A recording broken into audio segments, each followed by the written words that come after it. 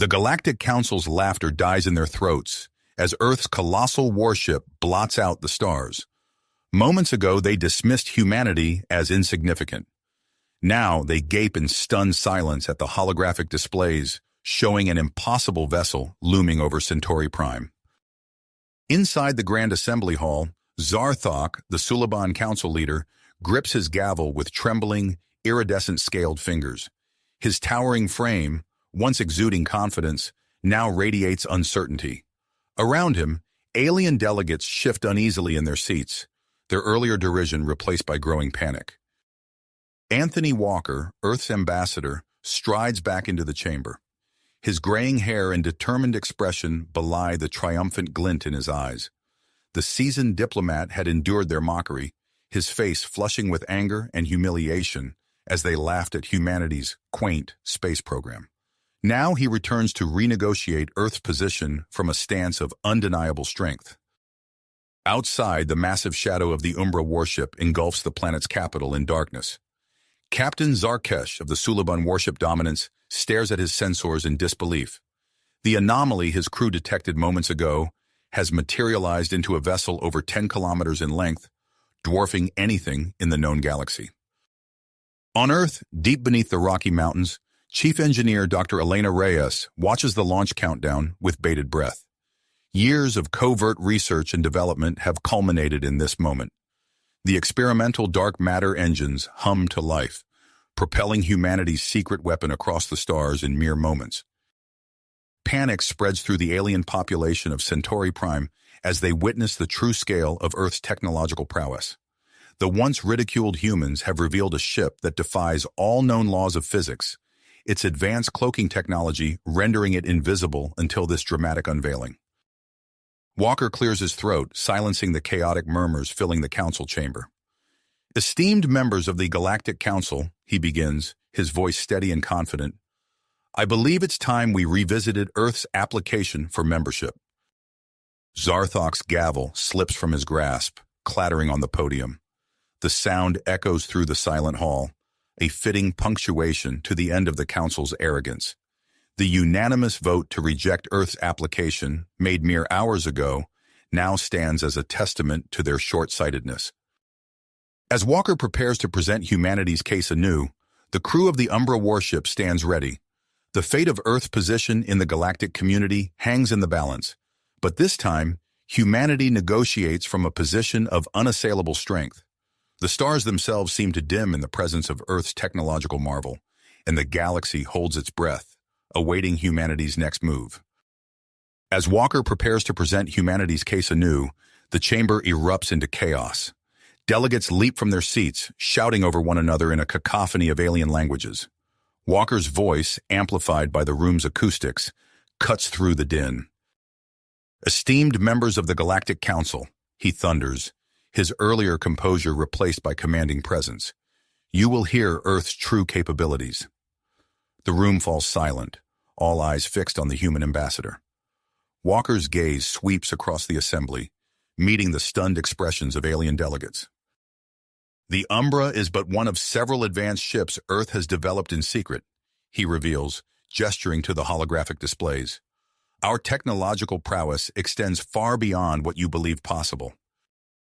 As if on cue, a new hologram flickers to life in the center of the chamber. A man with a weathered face and steely eyes appears, his uniform adorned with the insignia of high rank. I am Admiral James Hawthorne, commanding officer of the Umbra, the man states, his voice gravelly and authoritative. Our presence here demonstrates humanity's persistence to secure its rightful place among the stars. We come prepared for any eventuality. Zarthok, the Suliban Council leader, leans forward, his iridescent scales shimmering under the hologram's light. Is this a threat, Admiral? He asks, voice quavering. Hawthorne's expression remains impassive. A statement of fact, Council leader. Nothing more. Outside the chamber, aboard the Suliban warship Dominance, Captain Zarkesh barks orders to his crew. Initiate combat protocols. We must... His words die in his throat as a shimmering energy field engulfs the Dominance. Zarkesh watches in horror as his ship's systems go dark, rendering it immobile. Similar fields appear around other alien vessels in orbit, leaving them floating helplessly in space. Back in the council chamber, gasps and murmurs ripple through the crowd as live feeds show the incapacitated ships. Walker steps forward, his voice steady. As you can see, we possess the means to defend ourselves, but we prefer cooperation over conflict. Suddenly, new holograms spring to life around the chamber, displaying star charts peppered with glowing points of light. Dr. Elena Reyes's voice echoes through the room, emanating from the Umbra. "Ambassador, we've activated our quantum beacon network," she reports. "The Council can now see the full extent of our presence beyond Earth." The alien delegates' eyes widen as they take in the implications. Humanity's reach extends far beyond their home system, with outposts and colonies spread across multiple star systems, all previously hidden from detection. On Centauri Prime's surface, the planet's inhabitants react to the unfolding events. In the capital city, crowds gather in plazas and thoroughfares, their faces turned skyward to the looming shadow of the Umbra. Some flee in panic, while others stand in awe of the human ship's immense size and power. Zarthok's gavel strikes his podium, the sound reverberating through the chamber. "Order! We must vote on Earth's admission to the Council," he stammers, his earlier confidence shattered. As the emergency vote begins, Walker receives an urgent communication from Earth. His eyes widen slightly as he listens, then he turns back to the assembly. "Council members, I've just received word that another of our vessels, the Spectre, has revealed itself in the disputed region between the Krell and Zinthar empires." The Krell representative, a hulking figure encased in biomechanical armor, leans forward. "You dare interfere in our affairs?" he growls. "On the contrary," Walker replies smoothly, "we offer ourselves as mediators, capable of enforcing peace in even the most volatile regions of space." The Zinthar delegate, a being of swirling energy contained within a crystalline form, pulses with interest. The humans display wisdom as well as strength. They have our support. As the votes are tallied, it becomes clear that Earth's admission will pass by a narrow margin. However, before Zarthok can announce the results, alarms blare throughout the chamber. Holographic displays flicker, showing multiple unidentified vessels appearing near key locations across known space. "Energy signatures match the Umbra," a technician calls out, his voice tinged with fear. The chamber descends into pandemonium once more. Walker stands at the center, a calm eye in the storm of alien panic. Admiral Hawthorne's hologram flickers beside him, both men's faces set with steadfast perseverance.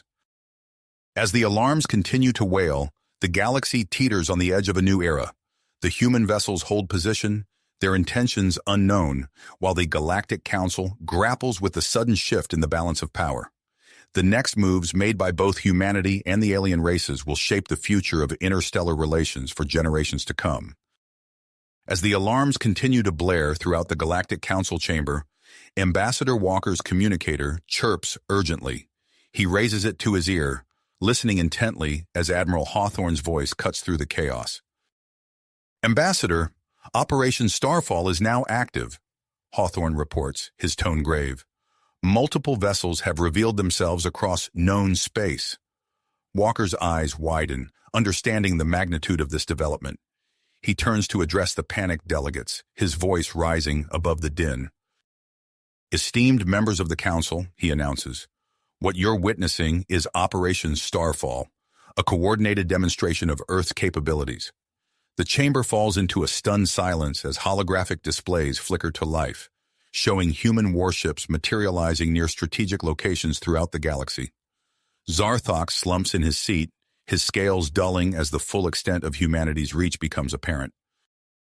Meanwhile, in the disputed region between the Krell and Zinthar empires, the sleek form of the human warship Spectre drops its cloaking field. On the bridge, Captain Marcus Chen stands tall, his weathered features set with grit. "Open a channel to both Krell and Zinthar flagships," he orders, his voice steady and authoritative. As the communications officer complies, Chen straightens his uniform and faces the view screen. The split image shows the Krell commander, a mass of biomechanical armor, and the Zinthar leader, a swirling vortex of energy within a crystal form. Greetings, Chen begins, his tone diplomatic yet firm. I am Captain Marcus Chen of the Earth vessel Spectre. We've come to offer our services as mediators in your long-standing conflict. The Krell commander's voice booms through the speakers. What gives you the right to interfere in our affairs, human? Chen remains unperturbed. Our advanced technology and neutral stance make us uniquely qualified to assist. We propose a series of negotiations, backed by our ability to enforce any agreed-upon terms. The Zinthar leader pulses with interest. Your offer is intriguing, Captain. Perhaps there is wisdom in this approach. As Chen outlines his proposal, the scene shifts back to the Galactic Council chambers on Centauri Prime. Ambassador Walker seizes the moment, stepping forward with renewed purpose. Council members, he announces, his voice carrying across the room, Earth comes not only with strength, but with a vision for our shared future. Allow me to present Project Harmony. Walker activates a holographic display showing images of clean energy plants, advanced medical facilities, and cultural exchange programs. The alien delegates lean forward, their earlier fear giving way to curiosity. Project Harmony offers a comprehensive plan for technological and cultural exchange, Walker explains. We're prepared to share our advancements in clean energy, medical breakthroughs, and more. In return, we ask for full galactic citizenship and access to the scientific knowledge of your civilizations. Murmurs of interest ripple through the chamber. The Zinthar delegate pulses brightly. This proposal shows great promise. The humans display wisdom beyond their years. However, not all reactions are positive. In a secure bunker beneath the Suliban capital, Supreme Commander Varkon addresses his top advisors, his scales shimmering with barely held back rage. We cannot allow these humans to upset the balance of power, he hisses. Dispatch our best infiltrators to Earth immediately. We must uncover their weaknesses and the source of their sudden advancement. As cloaked Suliban ships slip away from Centauri Prime, bound for the Sol system, Earth's defenses spring into action. Deep within the UNSC headquarters, General Ethan Graves receives the alert of incoming unidentified vessels.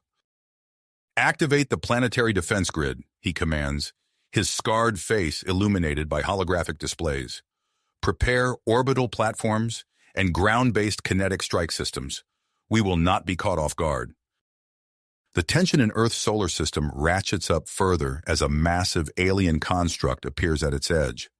The Nexus, city ship of the long-lost architects, emerges from fold space, its sheer size dwarfing even the Umbra. In the Rocky Mountain facility, Dr. Elena Reyes stares at her monitors in disbelief. My God, she whispers, they're real. The architects actually exist. Her moment of awe is cut short as an urgent message flashes across her screen. Her eyes widen as she reads the report from her research team. This can't be right, she mutters, running the calculations again. But the numbers don't lie. The dark matter technology powering Earth's fleet is creating minute tears in the fabric of spacetime. Reyes's fingers fly across her console, sending an emergency communication to the Umbra. Admiral Hawthorne, she says, her voice tense, we have a serious problem. Aboard the Umbra, Hawthorne receives Reyes's message with a grim expression. He turns to his second-in-command, Commander Sarah Chen. Inform Ambassador Walker of this development immediately, he orders. We need to reassess our strategy. As the implications of this new crisis sink in, the galaxy continues to churn with activity. On a dozen worlds, young alien races watch the unfolding events with growing excitement. In the corridors of power on planet Xenos, diplomat Zara Lai addresses a gathering of like-minded individuals. For too long, the old guard has stifled progress and innovation, she declares, her bioluminescent skin pulsing with passion. Humanity's rise shows us a new path forward. It's time for a change in how we govern the stars. The assembled aliens cheer, marking the birth of the Progressive Galactic Alliance. As news of this new faction spreads, the delicate balance of power shifts once again. In the Galactic Council chamber, Ambassador Walker receives the dire update from Earth.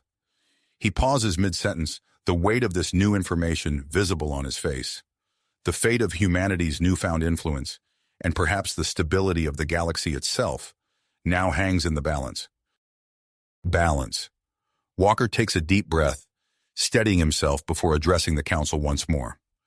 Esteemed delegates, he begins, his voice carrying a hint of urgency. I've just received critical information from Earth. We must temporarily suspend our discussions while we address an urgent matter. As murmurs ripple through the chamber, alarms blare in the UNSC's underground command center in Colorado. General Ethan Graves leans over a holographic display, his scarred face illuminated by the flickering lights of incoming vessels. Suliban infiltrators, he growls, turning to his officers. Activate the defense grid. Let's show them what Earth can do. With a series of quick commands, hidden orbital platforms shimmer into view, their weapon systems powering up. The approaching Suliban ships, caught off guard by the sudden appearance of Earth's defenses, scatter in disarray. Aboard the Umbra, Admiral Hawthorne receives an urgent transmission from Dr. Elena Reyes. His face pales as he listens to her report on the space-time anomalies caused by the dark matter engines. Shut down all non-essential systems, he orders, his voice tight with concern. We can't risk further damage to the fabric of space-time. As the imposing human warships power down, their threatening presence diminishes. On Centauri Prime, the alien delegates watch with a mixture of relief and suspicion. Meanwhile, Captain Marcus Chen stands on the bridge of the Spectre, facing the Krell and Zinthar leaders on the interface. Your agreement to a ceasefire is a significant step forward, he says, his tone both firm and diplomatic. Earth would be honored to host a peace summit to further discuss terms. The Krell commander grunts in reluctant agreement, while the Zinthar leader pulses with cautious optimism. As Chen ends the transmission, he receives a priority message from Earth, informing him of the developing situation. Back in the council chambers, Ambassador Walker is approached by Zara Lai, her bioluminescent skin glowing with excitement. Ambassador, she says, her voice low and urgent. The Progressive Galactic Alliance believes this is our chance to reshape galactic politics. We propose a coalition government, with humanity playing a significant role. Walker's eyes narrow as he considers the implications. And what would this coalition require of Earth? Zaralai's skin pulses brightly. Sharing your advanced technology with all member races, of course. Think of the progress we could make together. Before Walker can respond, his attention is drawn to a commotion near the chamber's entrance. Supreme Commander Varkon of the Suliban High Command strides in, flanked by a delegation of his people.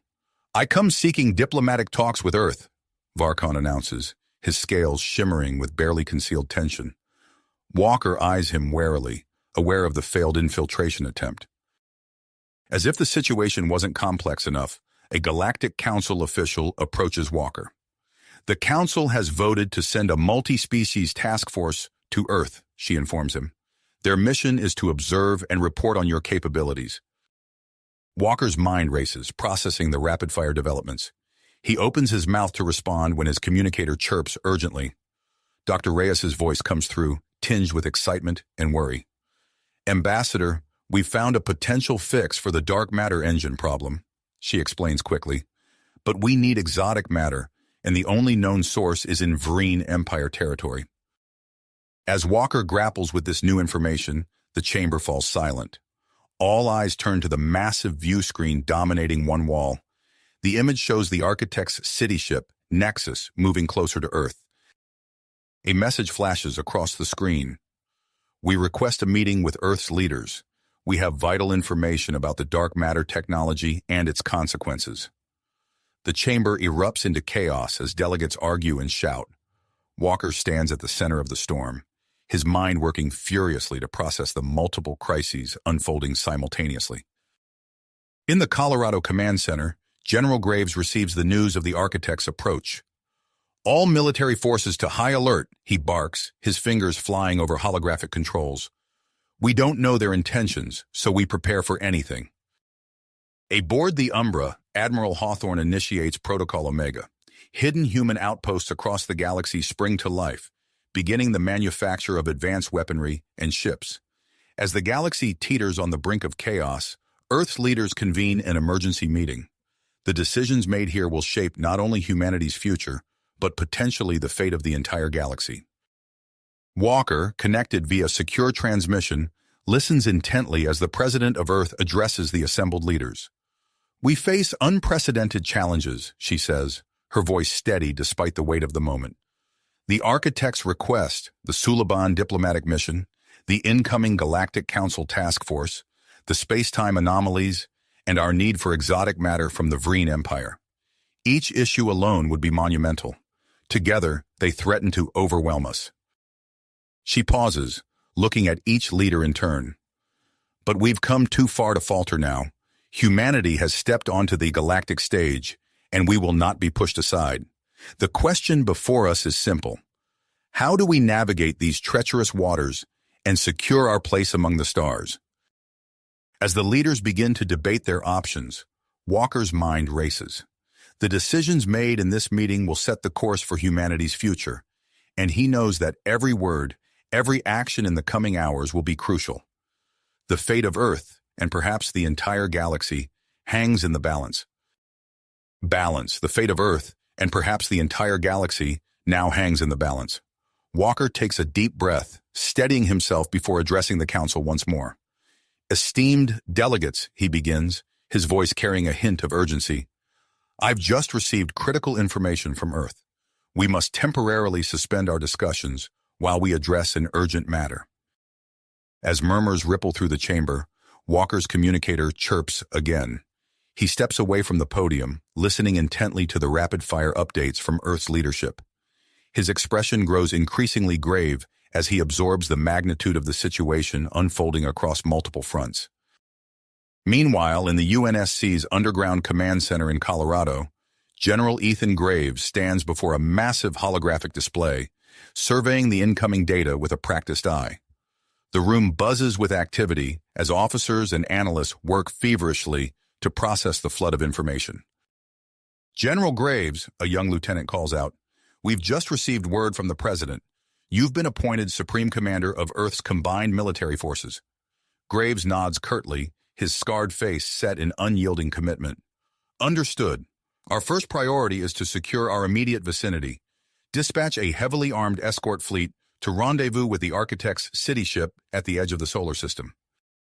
As the orders are relayed, Graves turns his attention to the approaching Suliban ships. With a series of quick commands, he activates Earth's outer defense perimeter. Suddenly, a network of cloaked satellites and automated defense platforms shimmer into view, forming a formidable barrier around the solar system. On the bridges of the Suliban vessels, alarm spreads as their sensors detect the unexpected defenses. Supreme Commander Varkon, watching the scene unfold from his flagship, hisses in frustration. "Fall back," he orders, his scales shimmering with hardly restrained rage. "We'll have to pursue alternative methods of engagement." Aboard the Umbra, Admiral James Hawthorne receives a priority transmission from Earth. As he listens to his new orders, his expression hardens. "Prepare for immediate departure," he calls out to his crew. "We're embarking on a diplomatic mission to the Vreen Empire." Commander Sarah Chen approaches, her brow furrowed in concern. "Sir, given the current state of our engines, is it wise to attempt such a long journey?" Hawthorne's eyes narrow. "We don't have a choice, Commander. The exotic matter in Vreen territory is our only hope of stabilizing these space-time rifts. The consequences of failure are too dire to contemplate." As the Umbra powers up its engines, carefully modulating their output to minimize further damage to space-time, Dr. Elena Reyes and her team in the Rocky Mountain facility make a startling discovery. "These rifts," Reyes mutters, her eyes wide as she studies the data scrolling across her screen. "They're not just a danger to local space. They could potentially attract the attention of something else, something from beyond our dimension." Her colleague, Dr. Amir Patel, leans in to examine the readings. "Extra-dimensional entities? That's unprecedented. We need to inform Admiral Hawthorne immediately. This changes everything." As Reyes rushes to compose an urgent message to the Umbra, Captain Marcus Chen's ship drops out of FTL on the outskirts of the solar system. His communication officer turns to him with a puzzled expression. "Sir, we're receiving orders to return to Earth immediately. Something about preparing for a peace summit?" Chen nods, a mix of relief and apprehension crossing his face. "Set a course for home. It seems our diplomatic skills are needed now more than ever. Back in the Galactic Council chambers, Ambassador Walker concludes his emergency communication with Earth's leadership. As he turns to address the assembled delegates once more, he's approached by Zaralai, her bioluminescent skin pulsing with awe-inspiring excitement. "Ambassador," she says in a low, urgent tone, "while the Council has been in disarray, the Progressive Galactic Alliance has been gaining support. We believe this is our chance to reshape galactic politics. With Earth at the center of a new coalition government, we could—" Walker holds up a hand, his mind racing as he processes this new development alongside the myriad other crises. "Zaralai, I appreciate your vision, but we need to focus on immediate threats first. The stability of space-time itself may be at risk." Before Zaralai can respond, a commotion near the chamber's entrance draws their attention. Supreme Commander Varkon strides in, flanked by a delegation of Suliban diplomats. His scales shimmer with a complex pattern that Walker can't quite decipher, a mix of aggression and something else. "Ambassador Walker," Varkon announces, his voice carrying across the now silent chamber. "I come seeking diplomatic talks with Earth. Recent events have made it clear that a direct approach is necessary." As Walker prepares to respond to this unexpected overture, alarms blare throughout the chamber. The massive view screen flickers to life, showing a distant sector of space. A colossal energy surge erupts from within Vreen Empire territory, its magnitude causing even the most seasoned delegates to gasp in shock. "By the cosmic veil," an Andorian scientist exclaims, his antennae quivering. "That's consistent with the activation of an ancient superweapon. The destructive potential is incalculable." As the implications of this new threat sink in, Walker's communicator chirps once more. It's a message from the architects, still waiting at the edge of the solar system. Their transmission contains a series of complex mathematical equations, the meaning of which eludes him. Walker looks up, his gaze sweeping across the chamber filled with alien delegates, each representing civilizations with their own agendas and fears. The weight of Earth's precarious position in this vast, complex galaxy settles heavily on his shoulders. In this moment of crisis, with threats looming on multiple fronts, Walker knows that Earth's next moves will be crucial. The choices made in the coming hours and days will determine not only humanity's place among the stars, but potentially the future of the cosmos itself. As he opens his mouth to address the Council once more, Walker silently hopes that the combined ingenuity and drive of humanity will be enough to navigate the treacherous waters that lie ahead. Walker's words hung in the air as the chamber erupted into chaos. Delegates shouted over one another, their voices a cacophony of fear and outrage. The massive energy surge from Vreen territory had shattered any semblance of order. Amidst the pandemonium, Walker's communicator buzzed insistently. He stepped away from the podium, pressing it to his ear. General Graves's voice cut through the noise, crisp and authoritative. "Ambassador, we're convening an emergency war council. Your presence is required immediately." Walker's teeth gritted. "Understood. I'm on my way." As he made his way through the throng of agitated delegates, Zaralai caught his arm. Her bioluminescent skin pulsed with urgency. "Ambassador, what's happening?" "I don't know," Walker admitted, his voice low. "But whatever it is, it's big. I have to go." He broke away, striding purposefully towards the nearest teleporter pad. In a flash of light, he found himself in the heart of Earth's command center. The room buzzed with activity, holographic displays flickering with real-time data from across the galaxy. General Graves stood at the center, his scarred face illuminated by the glow of tactical readouts. Earth's highest-ranking military and political leaders surrounded him, their expressions grim. "Ladies and gentlemen," Graves began, his voice cutting through the tension, "we face unprecedented threats on multiple fronts. It's time for decisive action." Over the next hour, Graves laid out a daring strategy to address each crisis simultaneously. As he spoke, Walker felt a mix of awe and trepidation. The plan was audacious, perhaps even reckless, but given the stakes, it might be their only chance. "Admiral Hawthorne," Graves said, addressing the holographic projection of the Umbra's commander, Your mission parameters have changed. Instead of diplomatic talks with the Vreen, you're to conduct a covert operation into their territory. We need intel on that superweapon. Hawthorne nodded, his holographic form flickering slightly. Understood, sir. I'll assemble a team immediately. As the briefing continued, Dr. Elena Reyes burst into the room, her eyes wide with excitement.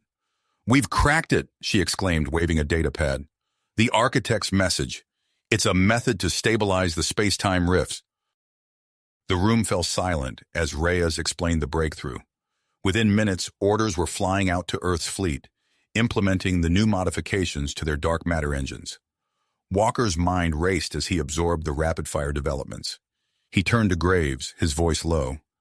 What about the Suliban? Varkon's diplomatic mission could be a Trojan horse. Graves nodded grimly.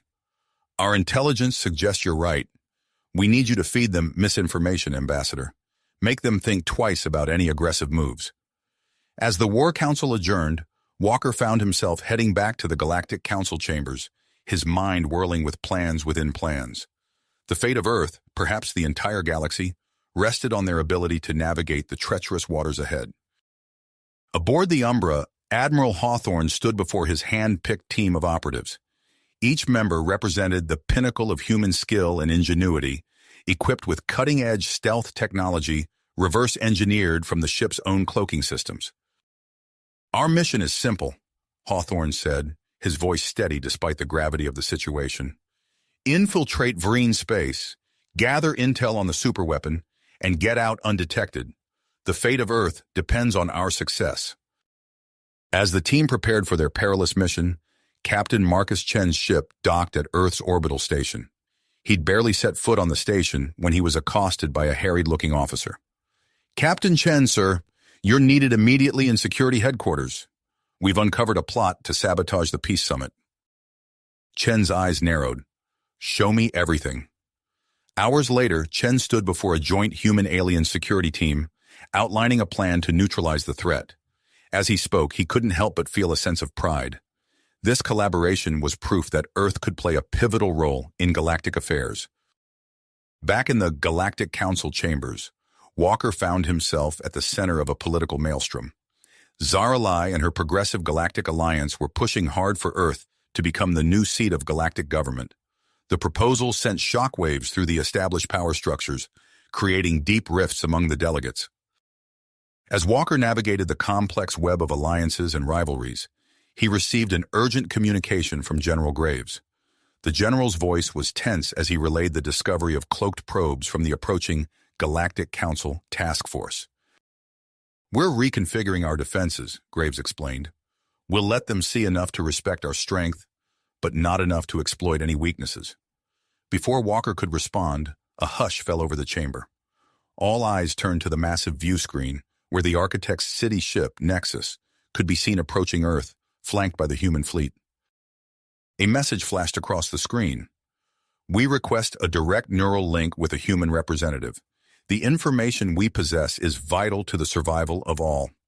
As the implications of this request sank in, another alert blared through the chamber. Admiral Hawthorne's team had successfully infiltrated Vreen space, but what they discovered shook the very foundations of their understanding. The superweapon was no weapon at all, but an ancient AI known as the Guardian, designed to protect the galaxy from extra-dimensional threats. And now it had awakened. Walker's mind reeled as he processed this information. The pieces were starting to fall into place, but the picture they formed was more terrifying than he could have imagined. Before he could fully grasp the implications, a final alert came through. Long-range sensors had detected a massive fleet of unknown origin approaching from the galactic core. The extra-dimensional entities they had feared were no longer a theoretical threat. They were here. As the chamber erupted into panic once more, Walker stood rooted to the spot. The choices they made in the coming hours would determine not just the fate of humanity, but the survival of all known species in the galaxy. The weight of this responsibility settled heavily on his shoulders as he prepared to address the council once more. The storm was upon them, and Earth stood at its center. The fate of Earth, perhaps the entire galaxy, rested on their ability to navigate the treacherous waters ahead. Walker took a deep breath, steeling himself for the challenges to come. As he prepared to address the council once more, General Graves's voice crackled through his earpiece. "Ambassador, we're initiating Operation Sentinel. You have full authority to negotiate on Earth's behalf. We need every ally we can get." Walker nodded, his expression resolute. "Understood, General. I'll do what needs to be done." As the chamber quieted, Walker stepped forward, his voice cutting through the tension. "Esteemed delegates, we face an unprecedented crisis. But in this moment of peril, we have an opportunity to unite as never before." While Walker worked to forge alliances in the council chambers, Admiral Hawthorne and his team found themselves deep in Vreen territory. The massive structure they had initially believed to be a superweapon loomed before them, its true nature now revealed. Hawthorne approached a shimmering interface, his heart pounding. "Guardian," he called out, "we come seeking your aid. Earth and its allies stand ready to defend this galaxy against the extra-dimensional threat." For a moment silence reigned. Then a deep, resonant voice filled the chamber. "Human, your species is young and untested. Why should I trust you with the defense of all creation?" Hawthorne straightened, his voice steady. "Because we've faced extinction before and survived. Because we've risen from a primitive species to a spacefaring civilization in a fraction of the time it took others. And because, despite our flaws, we will fight to our last breath to protect not just ourselves, but all sentient life." The Guardian's response was immediate. "Your words carry conviction, Admiral Hawthorne. I will grant you limited access to my knowledge and technology, but be warned, this alliance is probationary. Prove yourselves worthy." Back on Earth, Dr. Elena Reyes worked feverishly in her lab, surrounded by holographic displays and complex equations. The architect's solution to stabilize the space-time rifts was brilliant, but implementing it was proving to be a monumental task. "Dr. Reyes," her assistant called out, "we've successfully modified the first dark matter engine. It's ready for testing." Elena's eyes lit up. "Initiate the test sequence. If this works, we can retrofit the entire fleet." As the modified engine hummed to life, the nearby sensors remained stable. No space-time fluctuations detected. Elena allowed herself a small smile. "It works. Get me General Graves. We're back in the game." Meanwhile, General Graves stood in Earth's Central Command, overseeing the activation of a hidden defense network. Holographic displays showed hundreds of satellites coming online throughout the solar system. "Sir," a young lieutenant reported, "Defense Grid Alpha is now fully operational. Our long-range sensors have been extended by 300%. Graves nodded, his scarred face illuminated by the glow of tactical displays. "Good. Now let's hope it's enough to buy us some time." In the Galactic Council chambers, Supreme Commander Varkon approached Walker, his scales shimmering with a mix of curiosity and suspicion. "Ambassador, your people claim to have developed technology capable of repelling the extra-dimensional threat. Is this true?" Walker met Varkon's gaze steadily. "It is, Commander, and we're prepared to share this technology with our allies. The survival of one is the survival of all." Varkon's eyes narrowed, then he nodded slowly. Perhaps there is wisdom in your words. The Suliban are not accustomed to alliances, but these are unusual times." As Walker continued to navigate the complex web of galactic politics, Captain Marcus Chen found himself overseeing the arrival of the Zinthar and Krell delegations. The two species had been bitter enemies for centuries, but the looming threat of invasion had forced them to the negotiating table. Chen stood at the docking bay, flanked by a joint security team of humans and aliens. As the delegates disembarked, he stepped forward. "Welcome to Earth. We have much to discuss and little time. If you'll follow me, we can begin immediately." The delegates exchanged wary glances, but followed Chen without protest. As they made their way to the conference room, Chen couldn't help but feel a sense of pride. This collaboration, unthinkable just months ago, was proof of humanity's growing influence. In Earth orbit, the architect's city ship Nexus hung like a gleaming jewel against the backdrop of space. Dr. Elena Reyes stood before a group of Earth's leaders, her voice steady despite her inner turmoil. "The neural link is our best chance at understanding the full scope of the threat we face," she explained. "I'm prepared to make the connection." General Graves placed a hand on her shoulder. Are you sure about this, Doctor? The risks... Elena cut him off with a determined look. The risks are nothing compared to what we face if we fail. I'm ready. As Elena was escorted to the prepared chamber, long-range sensors detected the first wave of extra-dimensional entities entering the galaxy. The threat was no longer theoretical. It was here. Admiral Hawthorne's voice crackled over the comms. Earth Command, we've begun developing weapons capable of harming these entities. Transmitting data now. As the information flooded in, Dr. Reyes prepared to link with the architects. The chamber hummed with energy as she lay back, electrodes placed carefully on her temples. Initiating neural link in 3, 2, 1. Elena's world exploded into a kaleidoscope of information and sensation. The collective consciousness of the architects enveloped her, vast and ancient. As she sifted through the flood of knowledge, one thing became crystal clear.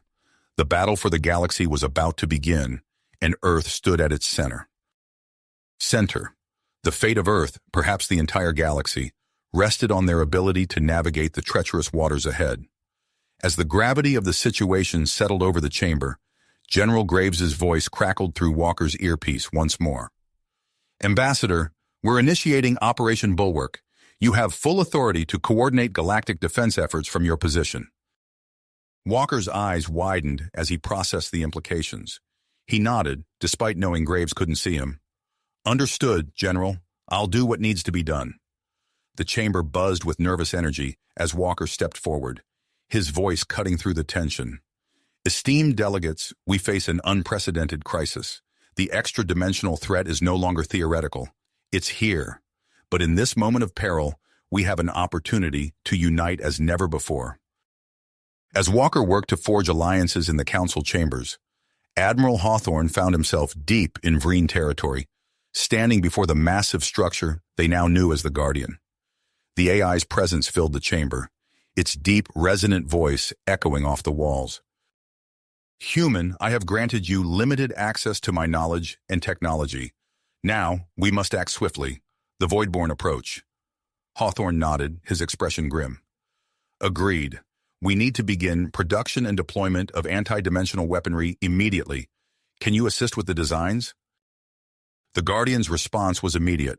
A flood of data streamed into the nearby consoles, schematics and formulae flickering across the screens.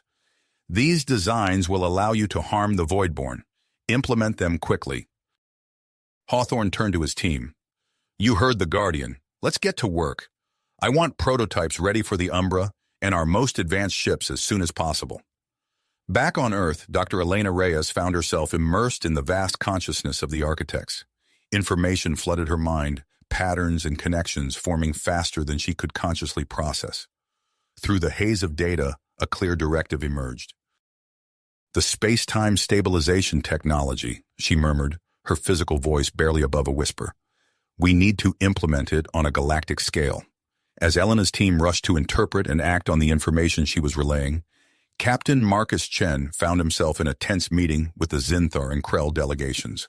Centuries of animosity hung in the air between the two alien races, but Chen's steady gaze held them both. Gentlemen, he said, his voice firm but respectful, I understand the history between your peoples, but right now we face a threat that could wipe out all of us. We need your cooperation. The Zinthar ambassador, his crystalline form shimmering with agitation, spoke first. And why should we trust you, human or them? He gestured dismissively at the Krell delegation. Chen leaned forward, his eyes intense. Because if we don't stand together, we fall alone. Earth is proposing a united galactic defense force. We need your strength, your knowledge, your resources. Together, we have a chance. As Chen continued to negotiate, the Galactic Council chamber erupted into chaos. The proposal to cede significant authority to Earth and the UGDF had been met with a mix of relief and outrage. Walker stood at the center of the storm, his voice rising above the din. This is not about Earth seizing power, he declared. This is about pooling our resources, our strengths, to face a threat none of us can handle alone. We're not asking for permanent authority, just the ability to coordinate our efforts effectively in this time of crisis. In the ensuing vote, the proposal passed by a narrow margin. Walker found himself named as the interim leader of the reformed Galactic Council, the weight of his new responsibility settling heavily on his shoulders. As the council adjourned, Supreme Commander Varkon approached Walker, his scaled face unreadable. Ambassador, or should I say, council leader, the Suliban Empire has been impressed by Earth's handling of this crisis. We pledge our full support to your defense initiative. Walker nodded solemnly, recognizing the monumental shift this represented. Thank you, Commander. We'll need every resource we can muster. In Earth's orbit, the Architect's city ship Nexus hummed with activity. Dr. Reyes, still connected to the neural network, coordinated with alien scientists across the galaxy to implement the space-time stabilization technology. We're seeing a 60% reduction in rift activity in the test sectors, one of her assistants reported. If we can maintain this across the galaxy, it could significantly slow the Voidborn advance. Elena nodded, her eyes unfocused as she processed both the verbal report and the stream of data from the architects. Good. Keep pushing. We need to buy our defense forces as much time as possible. As the galaxy rallied behind Earth's leadership, the first reports of the Voidborn's true nature began to trickle in. General Graves stood in Earth's central command, his face ashen as he watched the footage of an entire planet being absorbed by one of the colossal energy beings. My God, he whispered, before steeling himself. He turned to his staff, his voice strong despite the horror they'd all witnessed. This is why we fight. This is why we must hold the line. Initiate the stratified defense plan.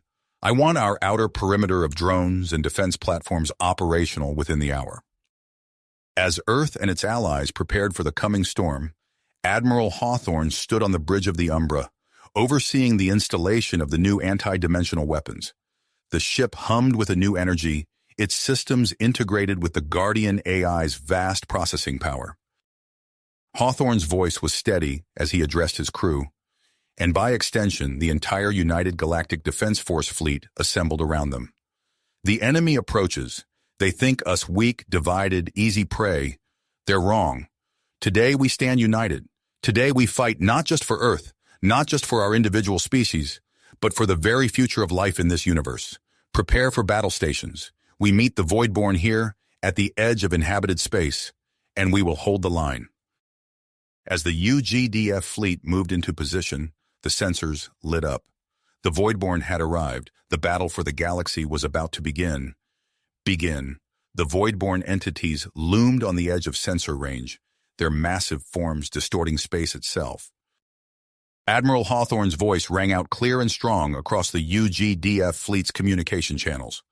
All ships, assume battle formation Delta. Activate anti-dimensional shields and ready your weapons.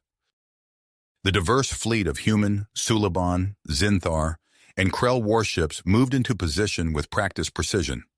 The Umbra took point, its sleek form barely visible as its advanced cloaking technology engaged. In the Proxima Centauri system, automated defense platforms hummed to life, their newly installed anti-dimensional weapons charging with a blue-white glow. The air was thick with tension as the fleet waited for the Voidborn to make their move. Suddenly, the outer planets of the system began to warp and twist. The Voidborn entities, each the size of a small moon, started absorbing the celestial bodies with terrifying efficiency. By the stars, muttered a Krell officer on the bridge of the Umbra. They're consuming entire worlds. Hawthorne's teeth gritted. We won't let them get any further. All ships, open fire on the lead entity. Concentrate your attacks. The UGDF fleet unleashed a barrage of energy weapons, missiles, and exotic particles. The anti-dimensional technology, born from the combined efforts of Earth's scientists and alien allies, proved its worth. The lead Voidborn entity visibly recoiled as the attacks connected, its energy matrix fluctuating wildly. For a moment, hope surged through the fleet, but the Voidborn were far from defeated. With a sudden pulse of energy, the entities adapted their defenses. Powerful waves of distortion rippled out, wreaking havoc on the UGDF ship's systems.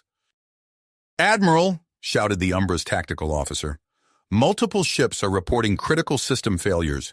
The Zinthar cruiser, Crystalline Spear and 3 Krell destroyers have lost all power. Hawthorne watched in horror as the disabled ships drifted helplessly, easy prey for the approaching Voidborn. He made a split-second decision. This is Admiral Hawthorne to all functioning ships. Provide covering fire for our disabled allies. We're not leaving anyone behind. As the battle raged on, Hawthorne formulated a daring plan. Helm, take us in close to the largest entity, full stealth mode. The Umbra glided silently through the chaos of battle, its advanced cloaking technology rendering it invisible to both allies and enemies. As they approached the massive Voidborn entity, Hawthorne could see the swirling patterns of energy that made up its form, a sight both beautiful and terrifying. "Sir," the weapons officer reported, "the experimental device is ready for deployment." Hawthorne nodded grimly. "Activate it." A small, unassuming device detached from the Umbra's hull, drifting towards the Voidborn entity. For a moment, nothing happened. Then, with a silent flash, a field of shimmering energy enveloped the massive being. The Voidborn's form began to waver and distort, its energy matrix collapsing in on itself. "It's working!" exclaimed the science officer. "The entity's structural integrity is failing rapidly." As the largest Voidborn entity imploded, the tide of battle shifted. The UGDF fleet, emboldened by this success, pressed their advantage. Ship after ship deployed similar devices, each one causing devastating damage to the invaders. Back on Earth, in the UNSC's underground command center, General Ethan Graves watched the battle unfold through a series of holographic displays. Data from the Guardian AI flowed in constantly, allowing him to direct reinforcements with unprecedented precision. "General," a communications officer called out, "we're receiving requests for support from multiple sectors. The Voidborn are pushing hard against our second line of defense." Graves' eyes narrowed as he studied the galactic map. "Activate the heavy defense stations in sectors 7 through 12. Divert the 3rd and 5th fleets to support our lines there." As he coordinated the galaxy-wide defense efforts, Graves couldn't help but feel a mix of pride and concern. Earth had risen to the challenge, uniting the galaxy against a common threat. But at what cost? And what would happen if they survived this war? In a specially shielded chamber nearby, Dr. Elena Reyes lay motionless. Her mind merged with the vast consciousness of the architects. Her team worked tirelessly around her, interpreting the stream of data and turning it into actionable plans. "The dimensional rift theory is sound," one of her assistants announced, "but the energy requirements, we'd need to harness the power of multiple stars to create a barrier of that magnitude." Elena's physical form remained still, but her mind raced through countless calculations and possibilities. The solution was there, just out of reach. They needed more time. As the battle for Proxima Centauri reached its climax, Captain Marcus Chen found himself facing a different kind of challenge. In a hastily convened meeting with representatives from various alien races, he could feel the undercurrent of tension. "Earth's leadership has been impressive," admitted a Sulaban diplomat, his scaled skin shimmering under the conference room lights. "But some of us are concerned about the balance of power once this crisis is over." Chen leaned forward, his voice calm but firm. "Our focus right now must be on survival. Earth has no desire for galactic domination. We seek only to unite our strengths against a common enemy." As he spoke, Chen could see the doubt in some eyes, the fear in others. He knew that every decision, every victory, was reshaping the political landscape of the galaxy. It would take all of his diplomatic skills to keep this fragile alliance together. The battle raged on, a desperate struggle for survival playing out against the backdrop of stars. The fate of not just Earth, but the entire galaxy hung in the balance. And as the Umbra led the charge against the retreating Voidborn, Admiral Hawthorne knew that this was only the beginning. The true test of their unity and persistence was yet to come. The true test of their unity and persistence was yet to unfold. As the UGDF fleet regrouped in the aftermath of the Proxima Centauri battle, urgent communiques flooded in from Earth. Admiral Hawthorne's mind focused as he read the message on his secure terminal. "All command staff, report to the war room immediately," he ordered, his voice echoing through the Umbra's intercom system.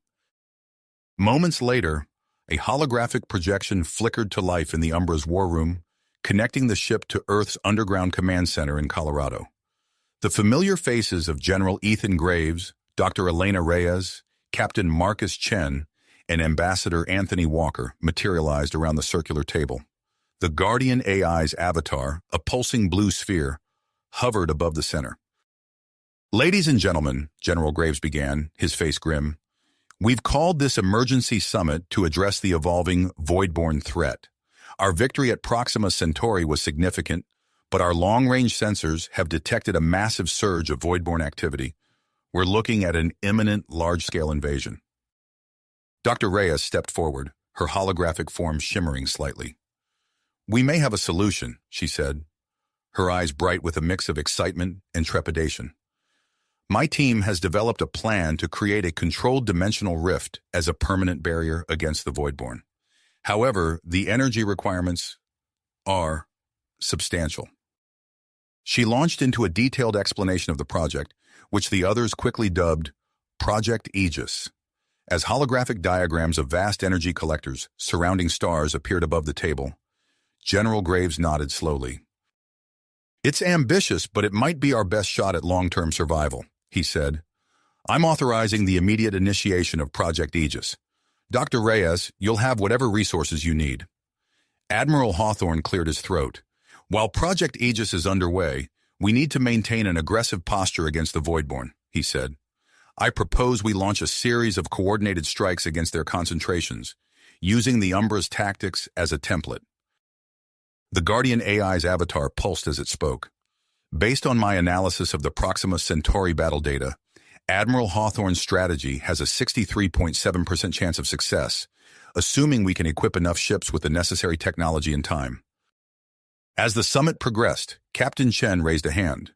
"We need to address the growing concerns about Earth's role in this conflict," he said. "I suggest we create a truly unified command structure for the UGDF, integrating tactical minds from all allied species." Ambassador Walker nodded in agreement. "I'll start negotiations immediately," he said. "We'll need to increase our resource mobilization across allied worlds if we're going to implement all these plans." Suddenly, the Guardian AI's avatar flashed red. "Alert," it announced. "I've detected a pattern in the Voidborn's behavior, suggesting the presence of a central controlling intelligence." The room fell silent as the implications sank in. General Graves was the first to speak. "This changes everything," he said. "If we can locate and neutralize this command entity, we might be able to end this war in one stroke." As the summit was about to conclude, another urgent message came through. Captain Chen's face fell as he read it. "We have a problem," he said. "A group of human colonies, led by Governor Alexei Volkov of Titan, has declared independence. They fear our aggressive stance against the Voidborn will make them targets." General Graves cursed under his breath. "We can't afford internal strife. Not now," he said. "Colonel Sarah Donovan," he called to an officer standing at attention near the door. "I'm dispatching you to handle this situation. Negotiate if you can, but secure their cooperation by any means necessary." As the holographic projections began to fade, Dr. Reyes spoke up one last time. "There's one more thing," she said. "We've made a breakthrough in understanding voidborn physiology.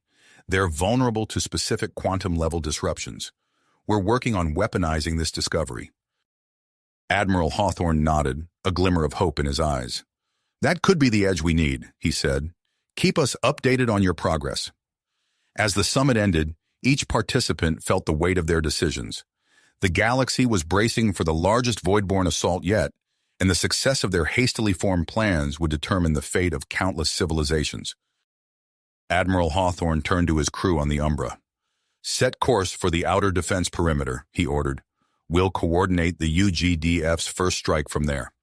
Meanwhile, on Earth, General Graves activated Protocol Omega Prime. Across the planet and throughout Allied territories, hidden weapon caches hummed to life.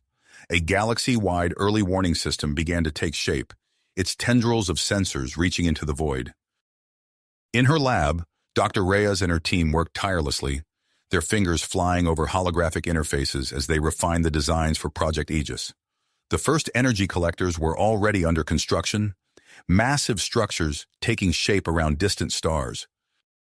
And as Colonel Donovan's ship broke orbit, bound for Titan and the Separatist colonies, the galaxy held its breath. The next phase of the war against the Voidborn was about to begin, and the stakes had never been higher. The next phase of the war against the Voidborn was about to begin, and the stakes had never been more critical. As Colonel Donovan's ship vanished into the starry expanse, General Graves turned his attention to the UGDF's military expansion. He strode purposefully through the Colorado Command Center, issuing rapid-fire orders to his staff. "I want every available shipyard working at maximum capacity," he barked. "We need thousands of new warships, and we need them yesterday." Holographic displays flickered to life around him, showing real-time updates from shipyards across multiple star systems. The hum of activity was palpable, even through the digital interface. Massive skeletal structures of half-built vessels loomed in space docks, swarmed by construction drones and work crews. Meanwhile, aboard the Umbra, Admiral Hawthorne was immersed in the formation of the Shadow Fleet. He stood before a group of hand-picked commanders, their faces a mix of persistence and apprehension. "You've been chosen for a reason," Hawthorne said, his voice firm. "The Shadow Fleet will be our vanguard against the Voidborn. Your ships will be equipped with the most advanced cloaking technology we have, along with experimental weapons designed to destabilize Voidborn entities." He activated a holographic display, showing schematics of sleek, predatory vessels.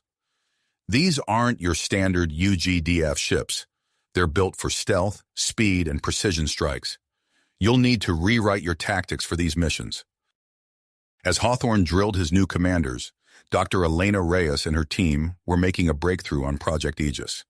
In a remote star system, devoid of habitable planets, they gathered around a control panel.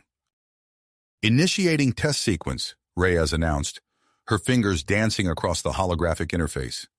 The team watched with breathless expectation as the prototype energy collector, a massive structure of gleaming metal and pulsing energy fields, began to hum. Tendrils of brilliant light stretched out from the device, wrapping around the nearby red dwarf star. "Energy capture at 15%, 30%, 60%, an assistant called out, excitement building in his voice. Reyes allowed herself a small smile as the readings climbed, but her expression quickly turned to concern as new data flashed across her screen. "Wait, what's happening to the local gravity field?" she muttered, fingers flying over the controls. The test was a success, but it revealed an unexpected complication. As they powered down the prototype, Reyes turned to her team. "We've done it, but there's a new problem to solve. The energy collection is creating gravitational distortions. If we use this near inhabited systems, we could destabilize planetary orbits." Back on Earth, Captain Marcus Chen found himself navigating increasingly complex diplomatic waters. He stood before a gathering of alien diplomats, their diverse forms a testament to the galactic alliance Earth had forged. "We are honored by your faith in humanity," Chen said carefully, addressing the assembled representatives. "But we must remember that this war effort is a collaborative endeavor. Every species brings unique strengths to our alliance." He could see the adoration in some eyes, the wariness in others. Reports of alien worlds adopting human customs and beliefs had been flooding in, and Chen knew he had to tread carefully to maintain the delicate balance of the UGDF. As Chen worked to manage perceptions of Earth's role, tensions were reaching a boiling point on Titan. Colonel Sarah Donovan stood face-to-face with Governor Alexei Volkov in his opulent office, the atmosphere thick with hostility. "You can't do this," Volkov shouted, his face red with anger. "Titan is an independent colony. You have no right to blockade us." Donovan's voice was ice-cold in response. "You've left us no choice, Governor.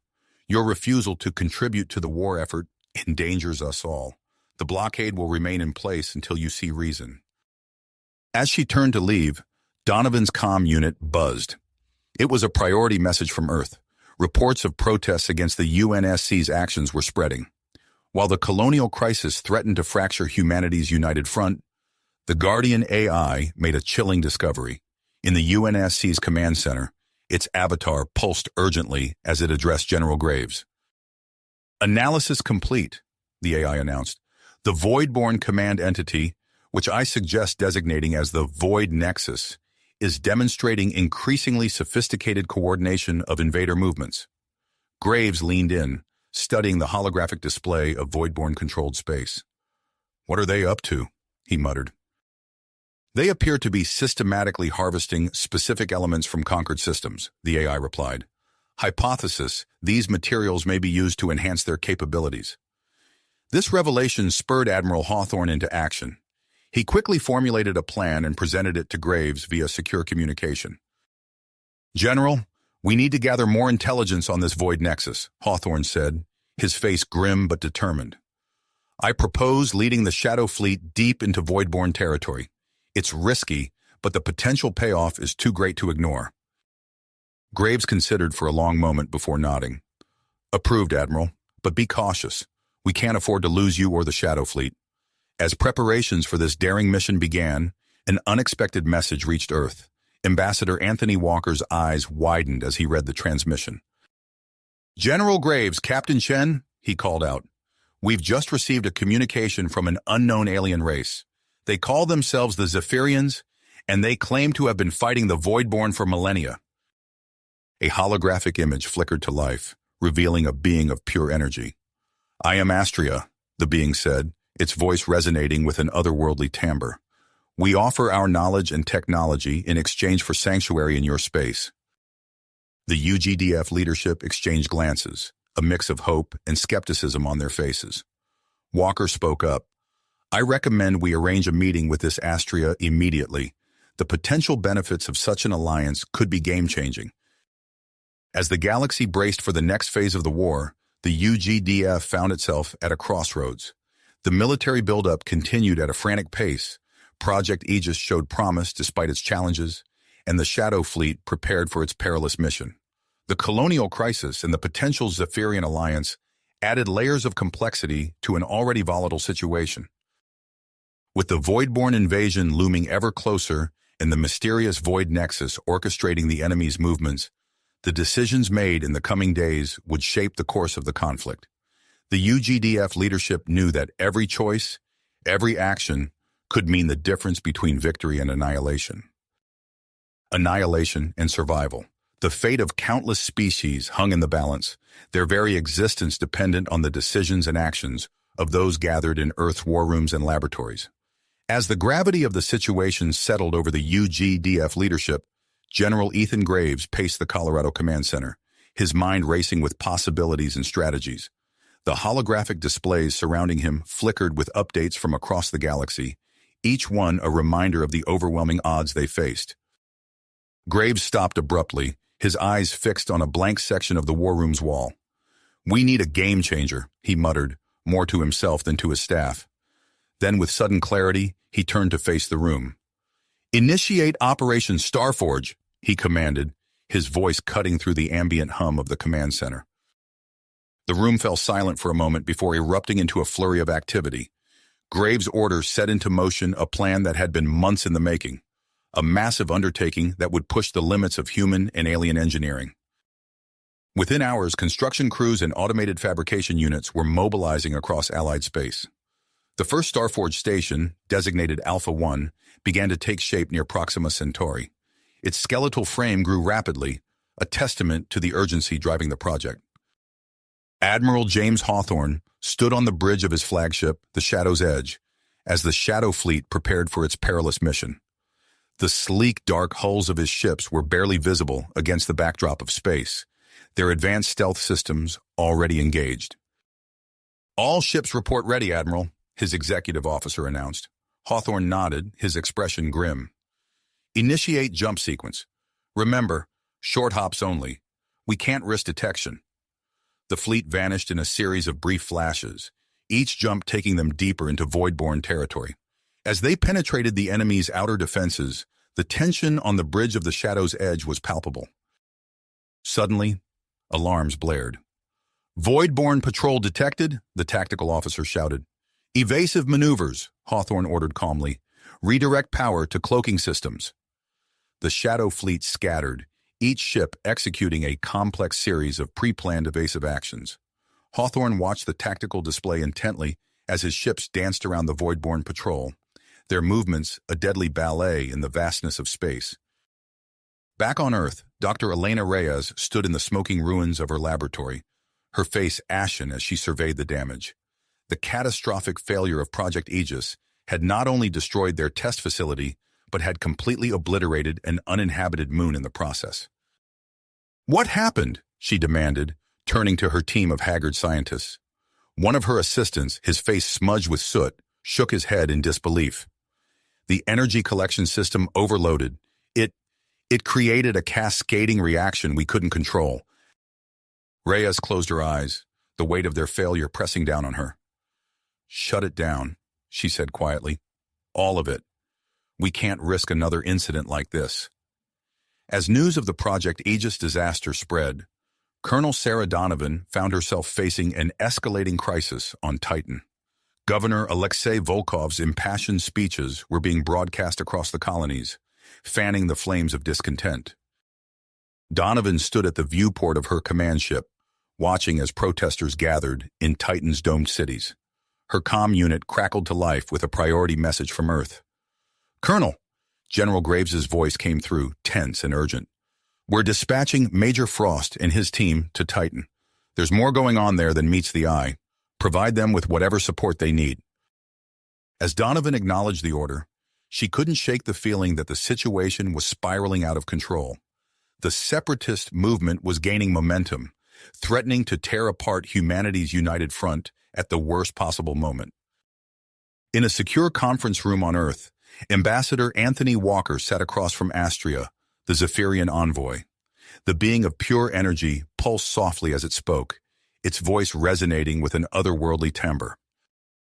"We offer you the key to defeating the Voidborn," Astria said.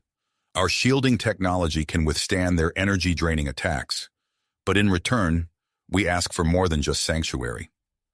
Walker leaned forward, his brow furrowed. "What exactly are you proposing?" Astria's form shimmered. "We are a dying race, Ambassador. We seek to merge our consciousness with willing human hosts. It is the only way to ensure our survival."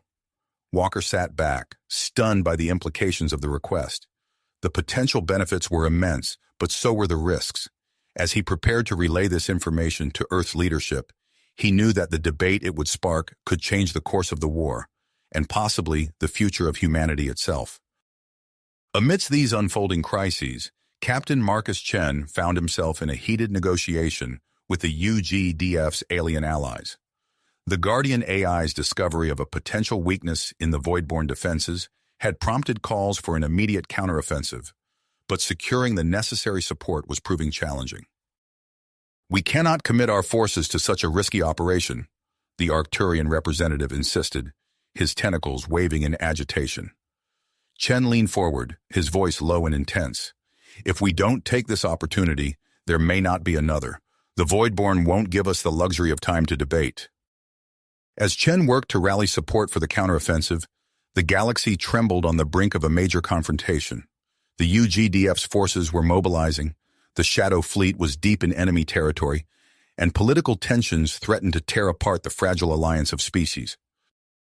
In the depths of space, aboard the Shadow's Edge, Admiral Hawthorne peered into the void, searching for any sign of the elusive Void Nexus.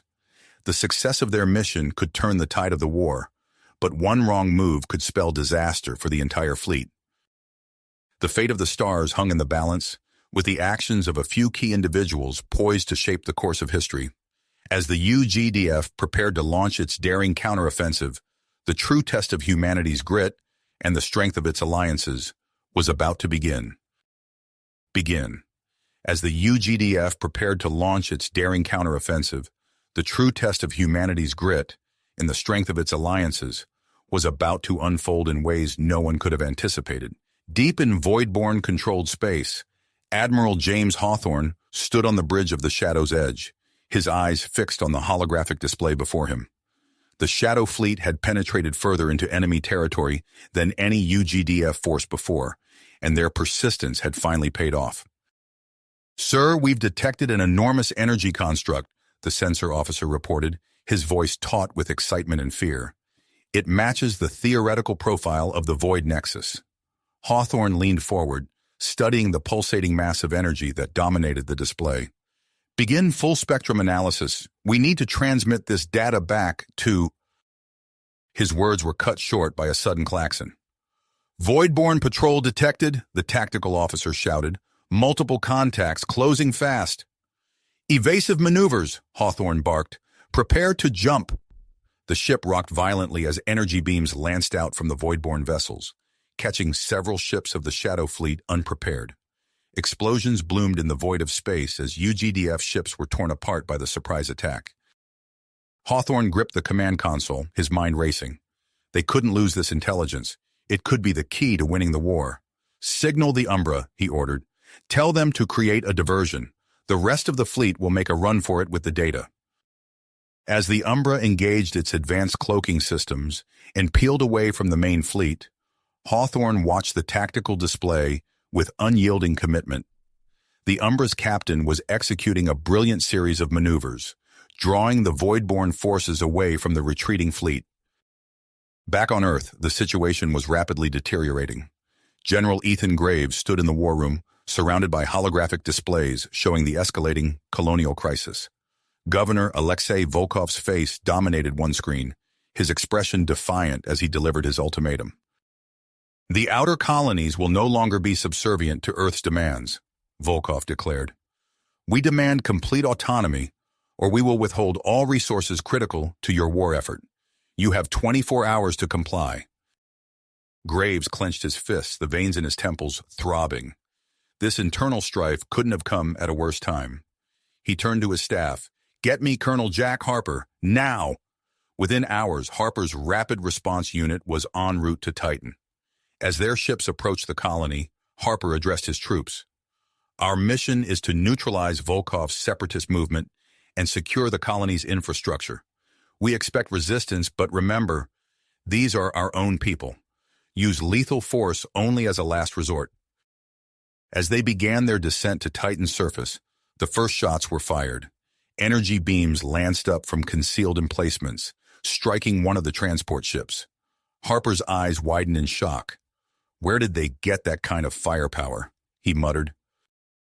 In the Proxima Centauri system, the newly deployed Starforge station Alpha 1 was about to face its baptism by fire.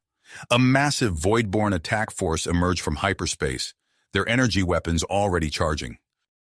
Station Commander Lisa Chen's voice rang out over the comms. All hands to battle stations, activate defense systems, and launch drone swarms. The space around Alpha 1 lit up with weapons fire as the station's advanced defenses engaged the Voidborne forces. Swarms of autonomous drones darted between the attacking ships, their coordinated strikes taking a heavy toll on the enemy fleet. But as the battle dragged on, Chen noticed a worrying trend. Our energy reserves are dropping faster than anticipated, she reported to her second-in-command. We need to find a way to conserve power, or we won't last much longer.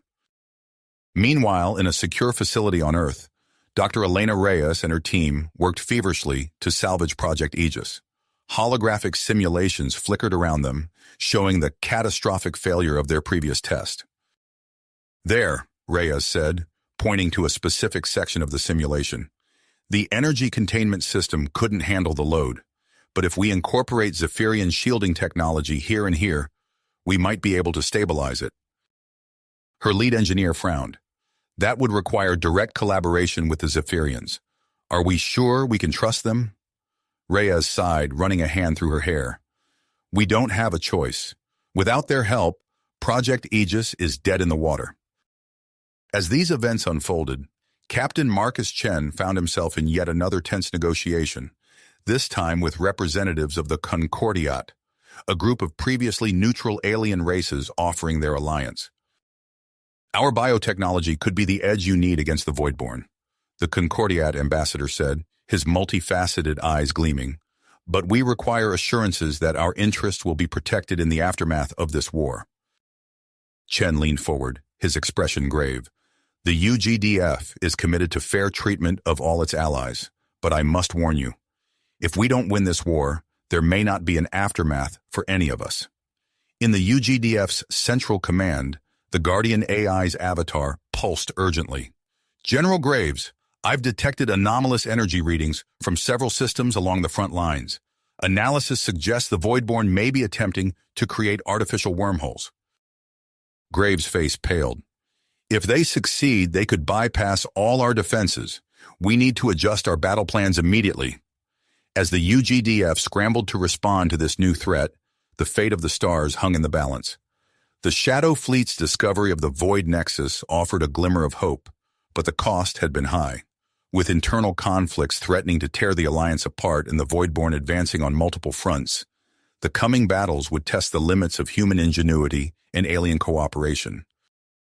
The war for survival was entering a new phase, and the actions of a few key individuals would determine the future of countless civilizations across the stars. The galaxy trembled on the brink of a decisive confrontation. As the UGDF scrambled to respond to the new Voidborn threat, the Shadow Fleet emerged from the depths of enemy space, battered but not broken.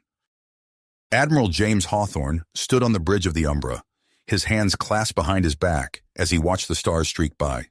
The ship shuddered, its systems strained to the breaking point after a series of daring, evasive maneuvers. "Status report," Hawthorne barked, his eyes never leaving the view screen. "We've lost contact with the Nighthawk and the Spectre, sir," his tactical officer responded, her voice tight with tension. "But the rest of the fleet has made the jump to hyperspace. We're the last ones out." Hawthorne nodded grimly. The losses were steep, but the intelligence they'd gathered could turn the tide of the war. As the Umbra prepared for its final jump, a barrage of energy beams lanced through space, narrowly missing the ship's hull. "Evasive action," Hawthorne ordered. The ship lurched, its inertial dampeners struggling to compensate. "Get us out of here, now!" With a final burst of speed, the Umbra vanished into hyperspace, leaving the pursuing Voidborn vessels behind. Back in UGDF-controlled space, General Ethan Graves paced the war room, his face a mask of concentration as he absorbed the latest reports. The holographic displays around him flickered with updates from multiple fronts. "General," a young lieutenant called out, "the Shadow Fleet has returned. Admiral Hawthorne requests an immediate debrief." Graves straightened, a glimmer of hope in his eyes. "Patch him through." Hawthorne's holographic image materialized in the center of the room, his uniform scorched and his face haggard. "General, we found it. The Void Nexus. It's not just a command center. It's the source of the Voidborn themselves." The room fell silent as the implications sank in. Graves leaned forward, his voice low and intense. "Show me everything." As Hawthorne's team transmitted their data, the Guardian AI's avatar pulsed with increased activity. "Analysis complete," it announced. "The Void Nexus appears to be a colossal energy construct capable of generating and sustaining Voidborn entities. This fundamentally alters our understanding of the enemy." Graves nodded, his mind racing with the tactical implications. "We need to reassess our entire strategy. Convene a meeting of all Allied leaders immediately." While the UGDF leadership grappled with this new information, the situation on Titan spiraled into chaos. Colonel Jack Harper's Rapid Response Unit found itself embroiled in fierce urban combat against well-armed separatist forces. Harper crouched behind a shattered wall, energy bolts sizzling overhead. "Push forward," he shouted into his comm unit. "We need to secure that command center." His troops advanced through the streets of Titan's largest dome city, the transparent ceiling above them marred by scorch marks and impact craters. The fighting had taken a heavy toll on the colony's infrastructure, and Harper knew they were running out of time. Suddenly, his comm unit crackled to life. "Colonel Harper, this is Major Frost. We've uncovered something you need to see." Minutes later, Harper stood in a hidden bunker, staring at the evidence laid out before him. Communiques, weapons schematics, and star charts pointed to an inescapable conclusion. Governor Alexei Volkov had been collaborating with an unknown alien faction. "This changes everything," Harper muttered, his fists clenched at his sides. As news of Volkov's betrayal spread, the separatist movement began to fracture. Many of his supporters, feeling deceived, laid down their arms and turned themselves into UGDF forces. Seizing the moment, General Graves addressed the colonies directly through an emergency broadcast. His weathered face filled screens across human-controlled space. "Citizens of Earth and her colonies," he began, his voice firm but empathetic. "We have been divided for too long. In the face of an existential threat, we must stand united. I promise you increased autonomy and representation within the UGDF. In return, I ask for your full support in this war effort. Together, we can secure a future for all humanity." As Graves's words echoed across the stars, Dr. Elena Reyes and her team celebrated a breakthrough in their lab on Earth. The latest prototype of Project Aegis hummed with contained power, its Zephyrian-enhanced shielding glowing softly. "We did it," Reyes breathed, her eyes wide with wonder. "Initiate full-scale test." The device pulsed, drawing in ambient energy at an unprecedented rate. Reyes watched the readouts climb higher and higher, her heart pounding in her chest. When the test concluded without a hitch, the lab erupted in cheers. But their celebration was short-lived. In an adjacent lab, a commotion broke out. Reyes rushed to investigate and found a group of scientists gathered around Dr. Marcus Holloway, who lay on an examination table, his body connected to a Zephyrian energy matrix. "What happened?" Reyes demanded. One of the Zephyrian scientists turned to her, its energy form pulsing with excitement. Dr. Holloway volunteered for a partial consciousness merger. It was successful. Holloway's eyes fluttered open, glowing with an otherworldly light. When he spoke, his voice carried an alien resonance. "I can see so much," he whispered. "The possibilities are endless." As word of this development spread, it sparked intense debate within the UGDF leadership and scientific community. The potential benefits were immense, but so were the ethical concerns. Meanwhile, at the edge of UGDF space, Starforge Station Alpha 1 continued its valiant defense against waves of void-born attackers. Brigadier General Sarah Chen stood at the station's command center, orchestrating a symphony of defensive measures. "Launch decoy swarm Delta," she ordered, her eyes fixed on the tactical display. "Prepare to activate energy field trap on my mark." The space around Alpha 1 lit up with holographic projections of UGDF ships, confusing the void-born sensors. As the enemy forces moved to engage the decoys, Chen gave the signal. A massive energy field sprang to life, trapping dozens of void-born ships in its crackling embrace. Chen allowed herself a small smile as she watched the enemy forces struggle against the trap, but her relief was short-lived. A junior officer approached, his face pale. "General, long-range sensors are detecting a massive energy surge from deep in void-born territory. It's like nothing we've ever seen before." Chen's blood ran cold as she studied the incoming data. Whatever the void-born were planning, it was big, and it was coming soon. Across the galaxy, in the UGDF's Central Command, the Guardian AI's avatar pulsed urgently as it delivered its analysis to General Graves. "The void-born appear to be accelerating their plans," the AI reported. "Based on the energy readings, they may be preparing to create a network of stable wormholes that could bypass our entire defense grid." Graves hardened his eyes, the weight of command heavy on his shoulders. The UGDF's counteroffensive, Operation Spearhead, was not yet fully prepared. But waiting could mean annihilation. He took a deep breath, knowing his next words would shape the future of the galaxy. "Send the order," he said, his voice steady. "Operation Spearhead launches immediately." As the UGDF and its allies mobilized for the greatest battle in galactic history, the fate of countless worlds hung in the balance. The Void Nexus awaited, and with it the key to victory, or the path to utter destruction. Annihilation. General Graves's order reverberated through the command center, setting off a flurry of activity. Within moments, the UGDF strike force burst into action, ships from various allied races forming up into battle groups with practiced precision. Admiral James Hawthorne stood on the bridge of the Umbra, his eyes scanning the tactical displays as the massive armada stretched across several star systems. The ship hummed with new energy, its systems upgraded and enhanced after the Shadow Fleet mission. "All ships report ready, Admiral," his executive officer announced. Hawthorne nodded, his face set with willpower. "Signal the fleet. We move out immediately." As the UGDF forces approached void-born territory, the space before them warped and twisted. Artificial wormholes burst into existence, creating a complex network of spatial distortions that defied conventional tactics. Captain Marcus Chen, now serving as Hawthorne's tactical advisor, leaned over a holographic display. "Sir, our standard formations won't work against this. We need a new approach." Hawthorne turned to him, eyebrow raised. "What do you propose, Captain?" Chen's eyes lit up with an idea. "The Concordiat's biotechnology. We could create living navigation buoys, organic constructs that can sense and predict wormhole formations." As Chen outlined his plan, Dr. Elena Reyes and her team were deploying the prototype of the redesigned Project Aegis device on the fringes of the battle.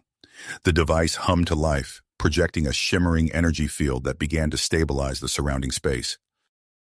"Energy readings are holding steady," one of the Zephyrian scientists reported, its form pulsing with excitement. Reyes nodded, her eyes fixed on the readouts. "Maintain output. We need to contain this battlefield." In the heart of the conflict, UGDF warships clashed with colossal, void-born entities.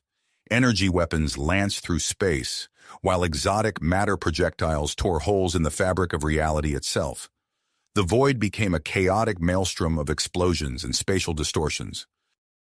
Aboard the Starforge station Alpha 1, Brigadier General Sarah Chen coordinated the flow of real-time intelligence to the UGDF fleet. Her fingers danced across holographic interfaces, directing swarms of combat drones to harass void-born forces and protect allied ships. "New energy signature detected," a sensor operator called out. "It's massive, coming from the direction of the Void Nexus." Chen's blood ran cold as she saw the readings. The Void Nexus was generating gravitational pulses of immense power, capable of crushing entire ships and warping space-time itself. On the bridge of the Umbra, Admiral Hawthorne watched as Allied ships began to crumple under the onslaught. He knew they needed to act fast or the tide of battle would turn against them. "Prepare for direct assault on the Void Nexus," he ordered, his voice steady despite the gravity of the situation. "Activate cloaking systems and charge the experimental weapon." As the Umbra surged forward, a small stealth ship detached from its underside. Inside, Colonel Jack Harper and his strike team, including the hybrid consciousness of Dr. Marcus Holloway, prepared for their infiltration mission. Harper turned to Holloway, whose eyes glowed with an otherworldly light. "Are you ready for this?" Holloway nodded, his voice carrying an alien resonance. "I can sense the Nexus. It's calling to me." The Umbra's advance created the diversion they needed. As Hawthorne's ship engaged the Void Nexus's outer defenses, Harper's team slipped past, using a combination of stealth technology and Zephyrian energy manipulation to avoid detection. But the Void Nexus was not without its defenses. A massive gravitational pulse slammed into the Umbra, sending the ship spinning. On the bridge, consoles exploded in showers of sparks as systems failed across the board. "Damage report," Hawthorne shouted over the blaring alarms. "Multiple hull breaches, sir," his tactical officer responded, her voice strained. "Weapons systems offline, shields at critical levels." As the Umbra struggled to recover, Harper's team pressed on. They navigated through twisting corridors of dark energy, the very fabric of space seeming to resist their presence. Holloway's hybrid mind reached out, interfacing with the alien construct. "This way," he said, pointing down a pulsing tunnel of void stuff. "The core is just ahead." The team pressed forward, acutely aware that the hope of the universe hung in the balance. Behind them, the UGDF fleet fought a desperate holding action against the void-born onslaught. In the command center, General Graves watched the battle unfold with growing concern. The Project Aegis prototype was showing promise in containing the wormhole network, but the Voidborn's gravitational attacks were taking a heavy toll. As Harper's team approached the heart of the Void Nexus, the constructs seemed to become aware of their presence. The very air around them crackled with malevolent energy, and shadows coalesced into nightmarish forms. Holloway stumbled, overwhelmed by the alien consciousness pressing against his mind. "We're close," he gasped, "but it knows we're here. We need to hurry." Harper nodded grimly, hefting his weapon. "Then let's not keep it waiting." The strike team pushed forward, their footsteps echoing in the cavernous chamber ahead. As they approached the pulsing core of the Void Nexus, They knew that the next few moments would determine the fate of countless civilizations across the stars. Galaxy. As they approached the pulsing core, Harper steeled himself for the unknown challenges that lay ahead. The strike team emerged into a vast spherical chamber, its walls a writhing mass of dark energy. At the center floated an ancient alien artifact, pulsating with an otherworldly power that seemed to bend reality itself. Holloway stumbled forward, his eyes wide with a mixture of awe and terror. "This is it," he whispered, his voice carrying an eerie resonance. "The source of their power." Harper nodded grimly. "All right, let's do what we came here to do. Holloway, can you interface with it?" The hybrid scientist stepped towards the artifact, his hand outstretched. As his fingers neared its surface, tendrils of energy lashed out, enveloping him in a cocoon of darkness. Holloway's body convulsed, his eyes rolling back in his head as he screamed in agony. "Marcus!" Harper lunged forward, but an invisible force threw him back. In an instant, the energy dissipated, leaving Holloway crumpled on the floor. His eyes fluttered open, unfocused and distant. I can't," he gasped. "It rejected me. The consciousness, it's fragmented." Harper cursed under his breath. Their key asset was down, and they were running out of options. Outside the void nexus, the battle raged with increasing intensity. Admiral Hawthorne stood on the bridge of the Umbra, his face illuminated by the flickering emergency lights. The ship groaned around him, its systems pushed to the breaking point. "Sir, primary weapons are offline," his tactical officer reported. "Shields are failing." Hawthorne's mind raced, searching for a solution. Then an idea struck him. "Activate the holographic projectors," he ordered. "Full power to all remaining systems." The space around the Umbra shimmered as dozens of illusory UGDF ships materialized, seemingly emerging from fabricated wormholes. The deception was convincing enough to give the Voidborn pause, forcing them to divert resources to counter this new perceived threat. On the fringes of the battle, Dr. Elena Reyes watched with growing concern as the Project Aegis prototype began to overload. Alarms blared throughout the lab as energy readings spiked dangerously. "We're losing containment," one of her Zephyrian colleagues warned, its form pulsing with urgency. Reyes made a split-second decision. "Modulate the energy output," she commanded. "Reduce effectiveness by 30%. As the device's power ebbed, the wormhole network it had been containing began to expand. A few Voidborn ships slipped through the gaps, but the catastrophic failure they had been facing was averted. At UGDF headquarters, General Graves received an urgent communication. The holographic form of the Guardian AI materialized before him, its avatar pulsing with excitement. "General, we've detected a massive energy signature leaving Earth's orbit," the AI reported. "It's the Architect's city ship, Nexus. It's awakened and is heading towards the battle." Graves leaned forward, his eyes widening. "ETA? Several hours, sir, but that's not all. The ship's AI claims to have deciphered crucial information about the Voidborn's weaknesses." The general's mind raced with the implications. They needed to buy time, but at what cost? He made his decision. "Implement Protocol Omega Prime," he ordered, "and pray we don't tear the universe apart in the process." Across the battlefield, UGDF ships activated their modified dark matter engines, creating controlled space-time distortions. The fabric of reality warped and stretched, slowing the Voidborn advance but leaving trails of devastation in its wake. Captain Marcus Chen, monitoring the situation from the UGDF command ship, noticed something extraordinary. The organic navigation buoys they had deployed were evolving, developing a rudimentary form of sentience. "Sir," he called out to his superior, "the buoys are predicting Voidborn tactics with 97% accuracy. We can use this to our advantage." As Chen reorganized the fleet formations, the tide of battle began to shift. UGDF ships struck with surgical precision, exploiting weaknesses in the Voidborn defenses that would have been impossible to detect otherwise. But their victories were short-lived. The Void Nexus unleashed its fury, sending massive tendrils of dark energy lashing out across space.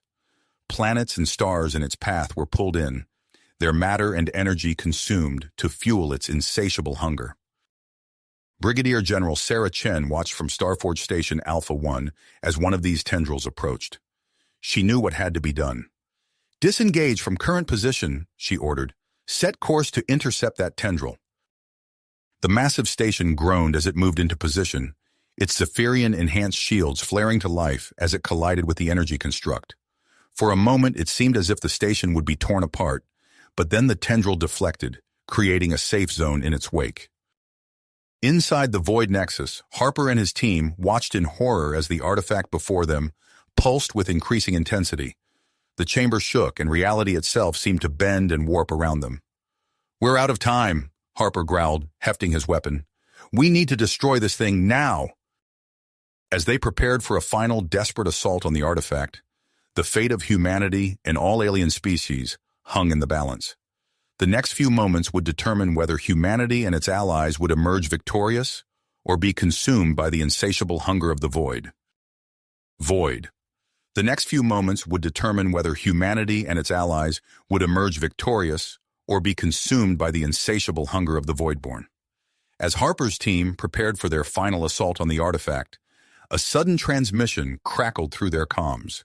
General Graves's voice, tense but resolute, cut through the chaos. "Colonel Harper, stand down. Do not engage the artifact. I repeat, do not engage." Harper froze, his finger hovering over the trigger of his weapon. "Sir, we're out of options here." "Negative, Colonel.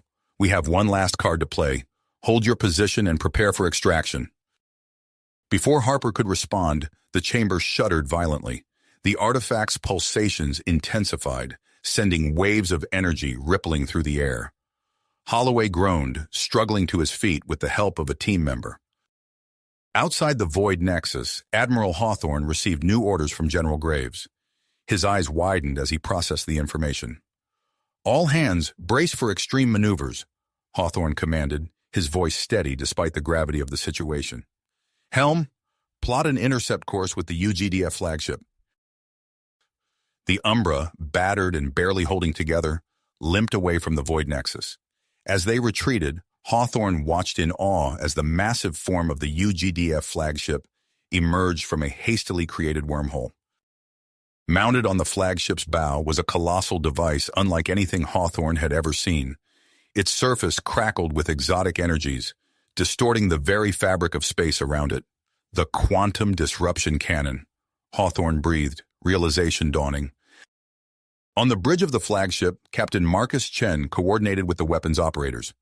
"QDC charging at 60%, a technician reported. "Targeting systems locked on the Void Nexus." Chen's fingers danced across his console, relaying tactical data to the fleet. "All ships, clear a path for the flagship. We need a clean shot at the Nexus." Aboard the Umbra, Hawthorne sprang into action. Despite the ship's compromised systems, he launched into a series of daring maneuvers.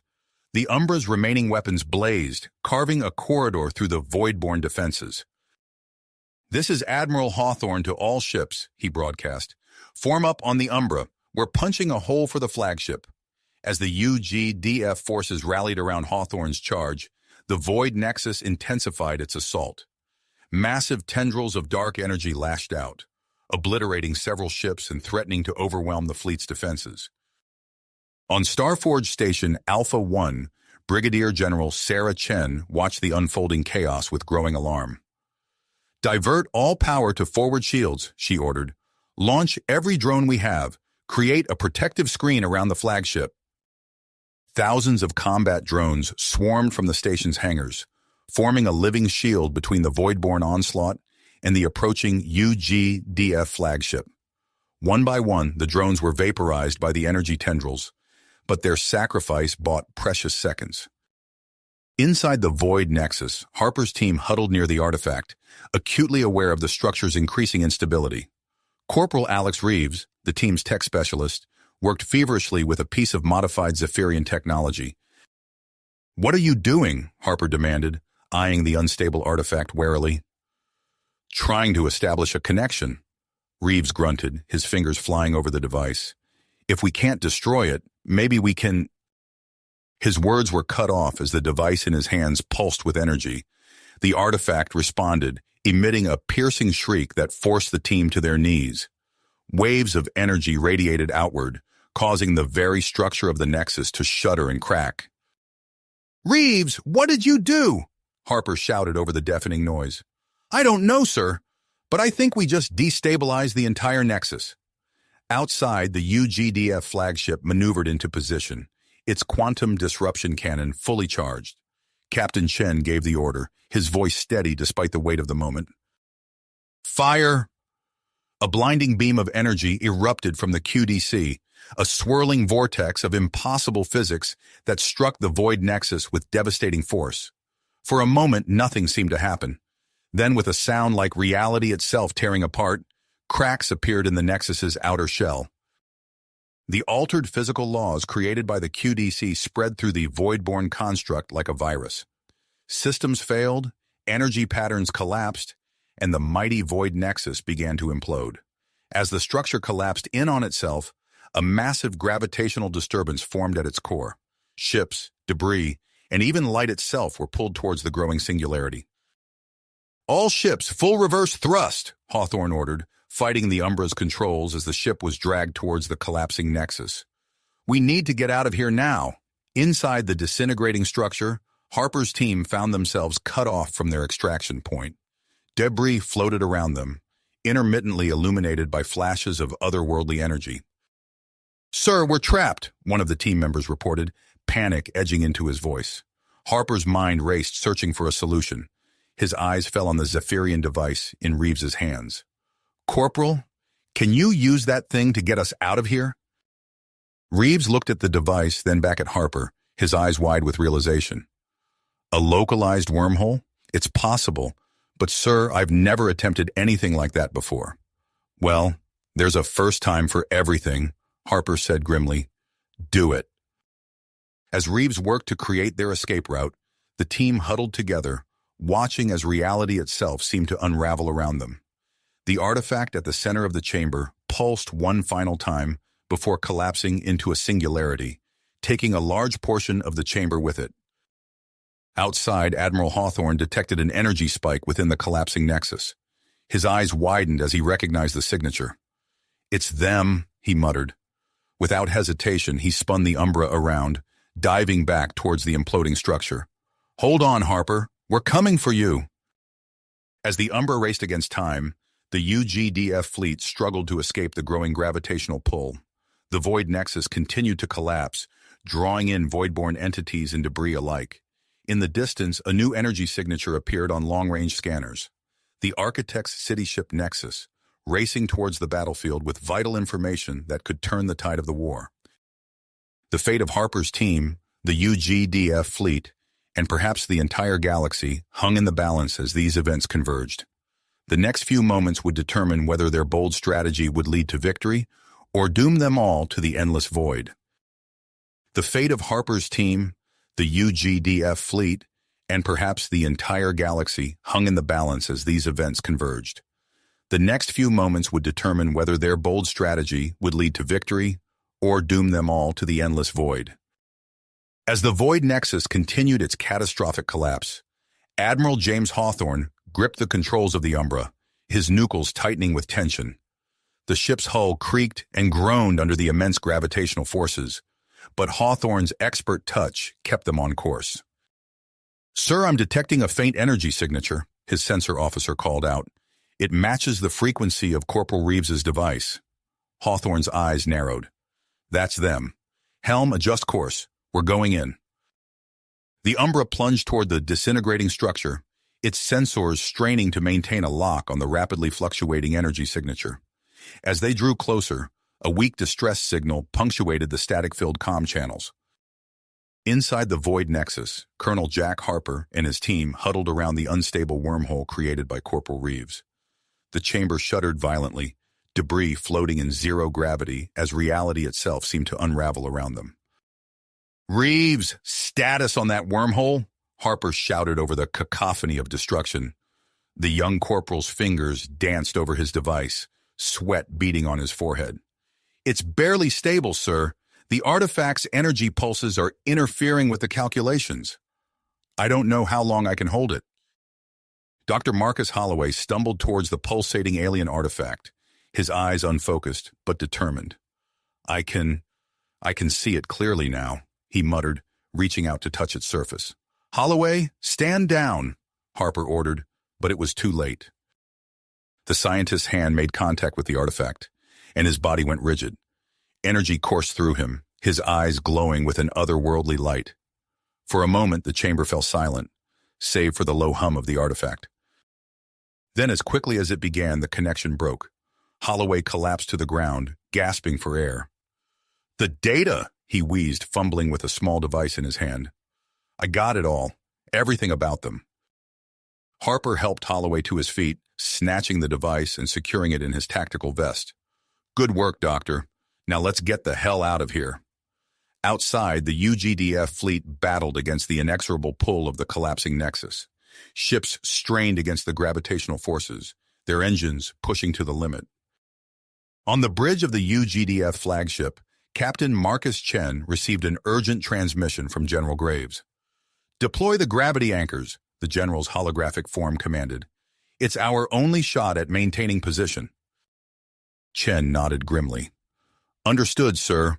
All ships, prepare to deploy gravity anchors on my mark. As one, the UGDF vessels released the experimental devices. The anchors activated, creating bubbles of stable spacetime around the fleet. The effect was immediate, allowing the ships to hold their positions and continue engaging the remaining void-born forces. Just as the situation seemed most dire, a massive energy signature appeared on the long-range scanners. The Architect's city ship Nexus erupted into real space, its colossal form dwarfing even the largest UGDF vessels. Without hesitation, the ancient ship began emitting a powerful energy field.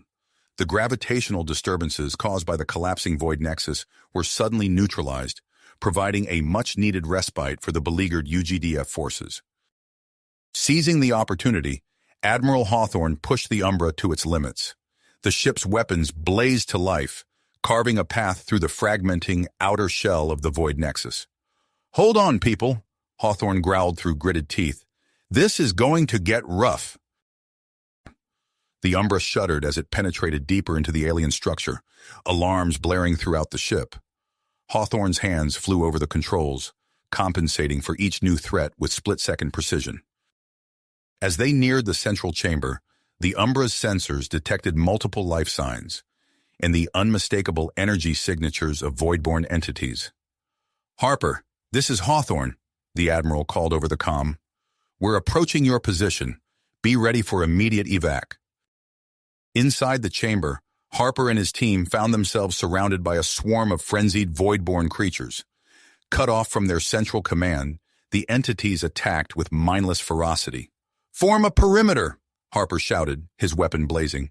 Protect Reeves and that wormhole. The team fought with desperate intensity, their backs to the flickering portal. Just as their ammunition began to run low, the chamber wall exploded inward. The Umbra burst through the opening, its remaining functional weapons clearing a path through the void-born swarm. Move! Move! Move! Harper ordered, providing covering fire as his team made a mad dash for the Umbra's open airlock. In the chaos of the escape, Corporal Reeves stumbled, the precious data storage device slipping from his grasp. Without hesitation, Harper turned back, diving for the falling device. His fingers closed around it just as a void-born tendril lashed out, slicing deep into his leg. Harper cried out in pain, but clutched the device to his chest. Colonel! Dr. Holloway shouted, rushing back with another team member. They grabbed Harper under the arms, dragging him toward the Umbra as Admiral Hawthorne provided suppressing fire from the ship's weapons. With a final Herculean effort, they hauled Harper through the airlock. The hatch slammed shut behind them, sealing out the howling vacuum and the relentless voidborn. We're clear, Harper yelled, his voice strained with pain. Get us out of here. Admiral Hawthorne needed no further encouragement.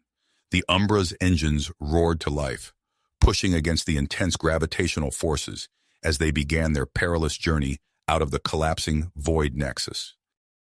Hawthorne's hands danced over the controls, guiding the ship through a maze of disintegrating structures and deadly energy discharges.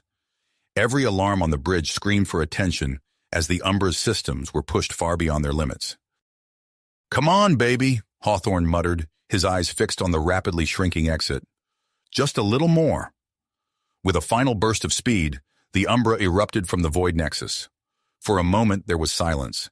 Then, with a blinding flash of light that seemed to tear the very fabric of space, the alien construct imploded. A massive shockwave rippled outward, catching the already battered Umbra. The ship spun wildly, tumbling end over end into the void. On the bridge, Hawthorne fought for control, his fingers flying over emergency systems. Warning klaxons blared as the ship's structural integrity began to fail. "Brace for impact," he shouted, seconds before the Umbra slammed into a field of debris. As the dust began to settle, the UGDF fleet, protected by the combined efforts of the gravity anchors and the Architect's energy field, turned their attention to mopping up the remaining voidborn stragglers. General Graves, watching the unfolding events from UGDF headquarters, leaned forward in his chair. "Status on the Umbra?" he demanded. "Unknown, sir," came the tense reply. "We've lost all contact." Graves' mind focused.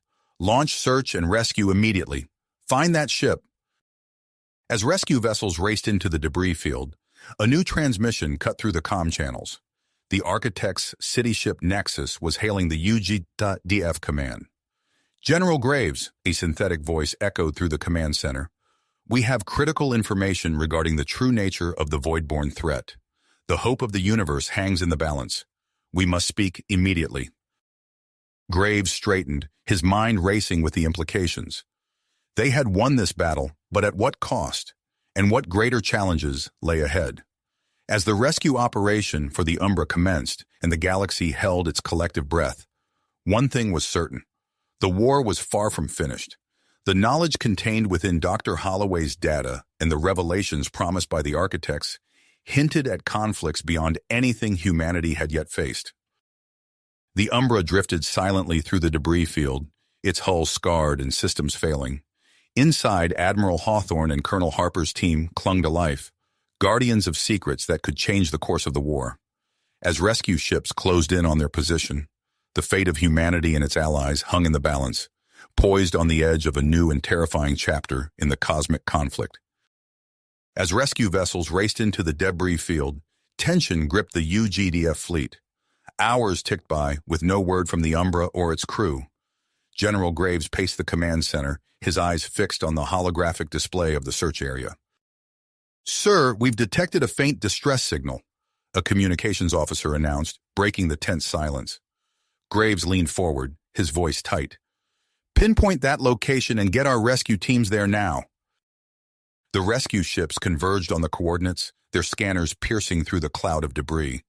As they drew closer, the battered form of the Umbra came into view, its hull breached and its engines dark. Major Derek Frost led the rescue team, his heart pounding as they docked with the silent vessel. "Breach team, prepare to enter. Be ready for anything." The airlock hissed open, revealing a scene of destruction. Emergency lights flickered weakly, casting eerie shadows across the corridors. Frost and his team moved cautiously through the ship, their helmet lights cutting through the gloom. "Life signs detected ahead," one of the rescue team members reported, gesturing towards the bridge. They found Admiral Hawthorne slumped over the control panel, a gash across his forehead. Frost checked his vitals, sighing with relief. "He's alive, but barely. Get a med team here now." In the aft section, they discovered Colonel Harper and his team. Harper's leg was a mess of torn flesh and congealed blood, his face pale from blood loss. Dr. Holloway sat nearby, clutching a small device to his chest, his eyes unfocused. "Colonel, can you hear me?" Frost asked, kneeling beside Harper. Harper's eyes fluttered open. "The data, we got it. Don't let it fall into the wrong hands." Frost nodded, helping the medical team secure Harper for transport. "We'll get you all out of here. You did good, Colonel." As they prepared to evacuate, Frost noticed someone was missing. "Where's Corporal Reeves?" Dr. Holloway stirred, his voice weak.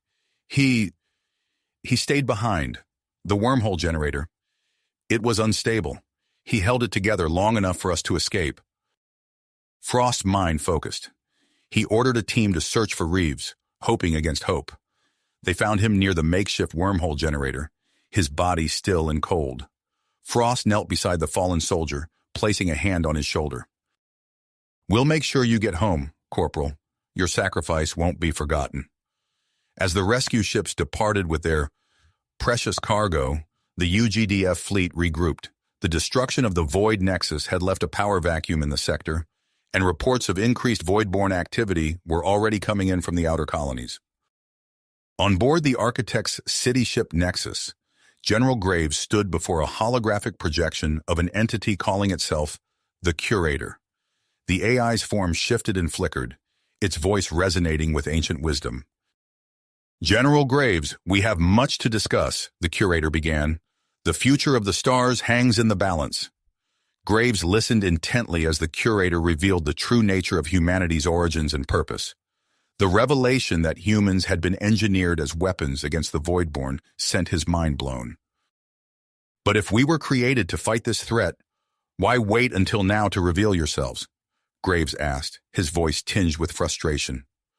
The Curator's form pulsed. "Your species needed time to develop, to overcome its own challenges. Only then could you face the greater threat that looms beyond your stars."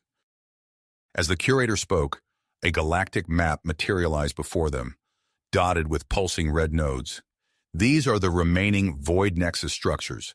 The battle you've won is but the first of many." Back at UGDF headquarters, Dr. Elena Reyes hunched over her workstation, her eyes burning from hours of staring at screens filled with alien data. The information recovered from the Void Nexus was unlike anything she had ever seen. "This can't be right," she muttered, running the analysis again.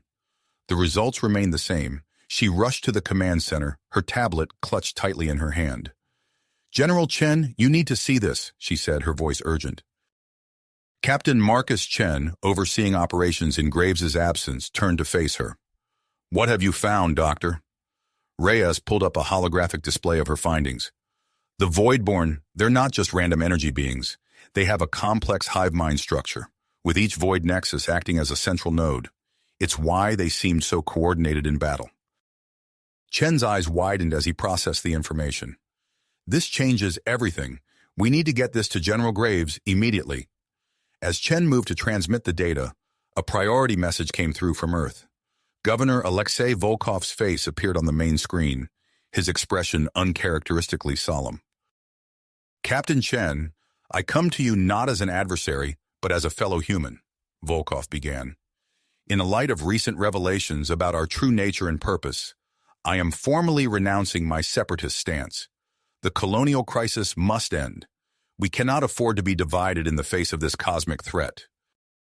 Chen stood in stunned silence for a moment before responding. "Governor Volkov, your words are welcome. We'll need to discuss the details, but this is a significant step towards unity." As the transmission ended, alarms blared throughout the command center. A sensor officer called out, his voice tense. "Sir, we're detecting massive energy signatures approaching from the Galactic core.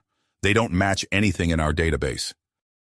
Chen rushed to the tactical display, his heart sinking as he saw the size of the approaching force.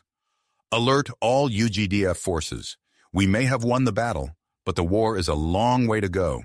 As the UGDF scrambled to prepare for the incoming threat, the weight of their new knowledge and the challenges ahead pressed down upon them. The destruction of one Void Nexus had awakened something far greater, and humanity would need every ounce of its engineered potential to face what was coming. As the energy signatures from the Galactic core loomed ever closer, General Ethan Graves returned to UGDF headquarters, his mind racing with the implications of the Curator's revelations. The command center buzzed with frantic activity as officers and analysts scrambled to process the incoming data. Captain Chen approached Graves, his face etched with concern. "Sir, you need to see this," he said, handing over a datapad containing Dr. Reyes's findings on the Voidborn hive mind structure.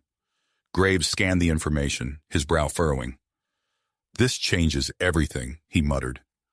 Looking up at Chen, he asked, "What's the status of our forces?" "All UGDF ships are on high alert, sir. We're mobilizing everything we've got, but given the size of the incoming force..." Chen's voice trailed off. Graves nodded grimly. It's time we change the game. Initiate Operation Sentinel. The general's words set off a flurry of activity throughout the UGDF. Within hours, massive Starforge stations began deploying to key defensive positions across Allied space. Brigadier General Sarah Chen oversaw the operation, her holographic form flickering between multiple command centers as she coordinated the complex maneuvers. "I want those architect-enhanced shield generators online yesterday," she barked at a team of engineers. "And make sure the new sensor arrays are calibrated to detect even the faintest voidborne energy signatures." Meanwhile, in a heavily secured lab aboard the UGDF science vessel Horizon, Dr. Elena Reyes and her team worked feverishly on the Nexus Disruptor prototype.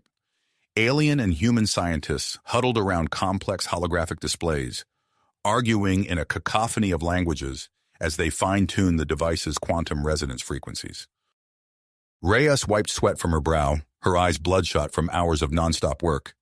"Run the simulation again," she ordered, her voice hoarse. "We need to be absolutely certain it won't backfire when we deploy it in the field."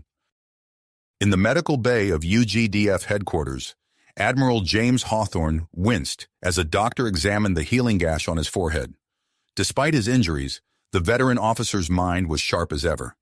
He gestured to a holographic display of fleet formations, explaining his strategy to a group of attentive officers. "The Voidborn don't think like us," Hawthorne said, manipulating the display with practiced ease. "They don't care about conventional tactics or preserving their forces. We need to be unpredictable, hit them from angles they won't expect." Colonel Jack Harper stood at the edge of the group, leaning heavily on a cane as he adjusted to his new prosthetic leg. His face was a mask of commitment as he absorbed Hawthorne's words, already formulating plans for his Void Hunters. As the UGDF prepared for the coming storm, Captain Marcus Chen found himself thrust into a diplomatic maelstrom. In a vast chamber aboard a neutral space station, representatives from dozens of allied races argued vociferously about the implications of humanity's engineered nature. "How can we trust them now?" a tentacled Zygonian ambassador demanded. "For all we know, they could be sleeper agents for these architects." Chen raised his hands, calling for calm. "I understand your concerns," he said, his voice steady and reassuring. "But now, more than ever, we need to stand united. The Voidborn threat affects us all, and humanity has proven time and again that we're committed to defending this galaxy, regardless of our origins." As Chen worked to soothe ruffled alien feathers, a Zephyrian delegation approached him privately. Their ethereal forms shimmered with excitement as they outlined their proposal for merging with human pilots. "Imagine the possibilities," the lead Zephyrian whispered, its voice like wind through chimes.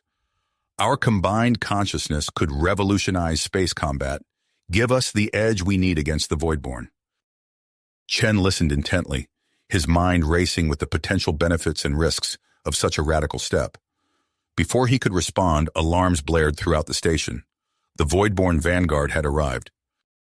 On the bridge of the UGDF flagship Adamant, General Graves watched as the first wave of Voidborn entities erupted into normal space. The improved sensor networks had given them valuable time to prepare, but the sheer number of hostiles was staggering.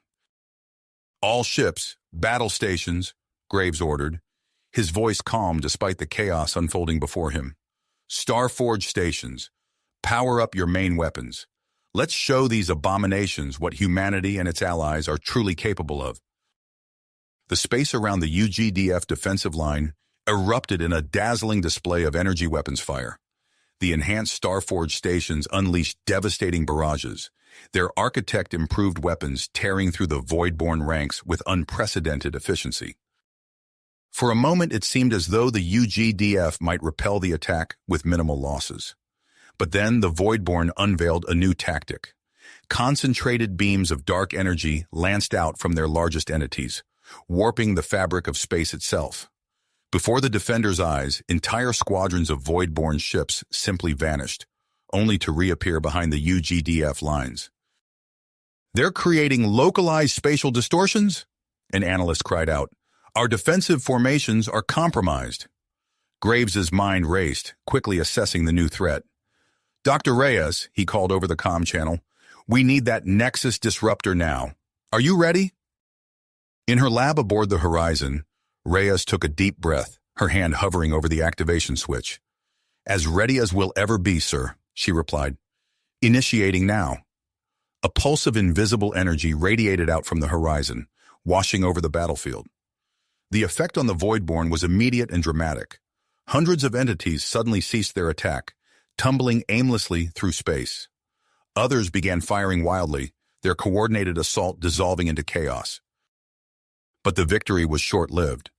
As Reyes and her team worked frantically to adjust the disruptor's frequencies, a significant portion of the Voidborn force seemed to adapt, their hive mind reconfiguring to resist the device's effects. "General Graves," the Guardian AI's voice cut through the commotion on the Adamant's bridge. "Long-range sensors are detecting a massive energy surge from deep within Voidborn-controlled space. Analysis suggests the remaining Void Nexus structures are increasing power output, probable preparation for a major offensive." Graves's face hardened as he processed this new information. The battle before him was hardly won, and an even greater threat loomed on the horizon. He knew that despite the ethical concerns and unknown risks, he had to use every asset at his disposal. "Captain Chen," he called over the secure channel, "I'm authorizing the Zephyrian Consciousness Merger Program. Get those volunteers ready and deploy them as soon as possible." As Chen rushed to implement the order, Graves turned his attention back to the battle. The UGDF forces were holding their own, but the cost was high. Dozens of ships had already been lost, and the Voidborn showed no signs of relenting. Just as it seemed the defenders might be overwhelmed, a new group of fighters entered the fray. Their movements were unlike anything Graves had ever seen, weaving through the chaos with impossible precision and unleashing devastation upon the Voidborn ranks. "The hybrid pilots," Chen's voice came over the comm, a mix of awe and unease. "They're incredible." Graves watched as the tide of battle began to turn, the hybrid pilots carving a path of destruction through the Voidborn forces. But even as a spark of hope ignited in his chest, he couldn't help but wonder about the long-term consequences of this fateful decision. As the first wave of Voidborn reinforcements began to falter under the combined might of the UGDF's new tactics and technologies, a massive shape appeared at the edge of the battlefield. The Architect's city ship Nexus had arrived, its ancient systems humming with power as it positioned itself between the warring forces. A blinding pulse of energy erupted from the city ship, expanding into a shimmering barrier that separated the UGDF forces from the retreating Voidborn. For a moment, an eerie calm settled over the battlefield. Graves knew this respite wouldn't last long. The looming energy surge from Voidborn space promised an even greater conflict to come. With precious little time to prepare, he opened a channel to his senior staff. "I'm calling an emergency war council," he announced, his voice grave. "We need to decide our next move, and quickly. The fate of the Galactic realm may well depend on what we do in the coming hours." As officers and allies began to gather, Graves stared out at the glimmering energy barrier provided by the Architects. Beyond it, he knew, an unimaginable threat was massing. The question now was whether to shore up their defenses or take the fight directly to the enemy. Either way, the cost would be high, and the outcome far from certain. As officers and allies filed into the war room, the gravity of the situation hung heavy in the air. General Graves stood at the head of the table, his eyes scanning the faces of those gathered. Before he could begin the meeting, a priority transmission cut through the tense atmosphere. "General Graves," the Curator AI's voice resonated through the room, "the energy barrier is weakening at an accelerated rate. Voidborn attacks have intensified beyond our initial projections." Graves's lips pursed. "Understood, Curator. We'll expedite our decision." The War Council erupted into a flurry of heated debate. Voices overlapped as strategies were proposed and dismissed. Admiral Hawthorne, his forehead injury now little more than a faint scar, leaned forward. "We can't just sit here and wait for them to break through," he argued. "We need to take the fight to them." Brigadier General Sarah Chen countered, "But we can't leave our systems defenseless. We need a balanced approach." As the arguments continued, Graves listened intently, weighing each option. Finally, he raised a hand, silencing the room. "We'll do both," he announced. "A two-pronged strategy, We'll launch a preemptive strike against the nearest void nexus while bolstering our defenses here. The room fell silent as the implications sank in. Graves turned to Hawthorne. Admiral, you'll lead the offensive. Assemble our most advanced ships, including those equipped with the Nexus disruptors. Hawthorne nodded, a determined glint in his eye. I'll also be taking a squadron of those hybrid Zephyrian human pilots. Their abilities could be the edge we need. Graves then addressed Chen. Brigadier, I want you overseeing our defensive operations. Deploy additional Starforge stations to our most vulnerable sectors. Chen's holographic form flickered as she nodded. I've been working on a new defensive grid system. It will link the station's sensors and weapons, creating a more responsive network. As the meeting adjourned, the command center burst into a frenzy of activity. Hawthorne strode purposefully towards the hangar, already compiling a mental list of the ships and personnel he'd need for the strike force. In her lab aboard the Horizon, Dr. Elena Reyes hunched over a holographic display, dark circles under her eyes betraying her lack of sleep. Her team worked feverishly around her, analyzing data streams from the destroyed Void Nexus. Suddenly, Reyes straightened, her eyes wide. "We've got it," she exclaimed. "We can disrupt their spatial distortions." Her team gathered around as she explained the breakthrough. Within hours, they had a working prototype ready for integration into the strike force's ships. Meanwhile, Colonel Jack Harper led his Void Hunters through a series of grueling simulations. The training room's holographic projectors created vivid recreations of alien environments, each more challenging than the last. "Again," Harper ordered, leaning on his cane as he reset the simulation. "We need to be ready for anything we might encounter in there." As the UGDF mobilized, the Voidborn launched a massive assault on the energy barrier. The Architect's city ship Nexus strained under the onslaught, sections of the protective field flickering ominously. Aboard his flagship, the Adamant, Admiral Hawthorne received the final readiness reports from his fleet. "We can't wait any longer," he muttered, then opened a channel to the entire strike force. "All ships, prepare for jump sequence. We're leaving now." The UGDF fleet slipped away from defended space, executing a series of precise jumps designed to evade Voidborn patrols. As they neared their target, long-range scans revealed a heavily fortified Void Nexus structure, surrounded by swarms of enemy entities. Hawthorne's voice rang out across the command channel. "This is it, people. Remember your training and trust in each other. Task forces, move into position."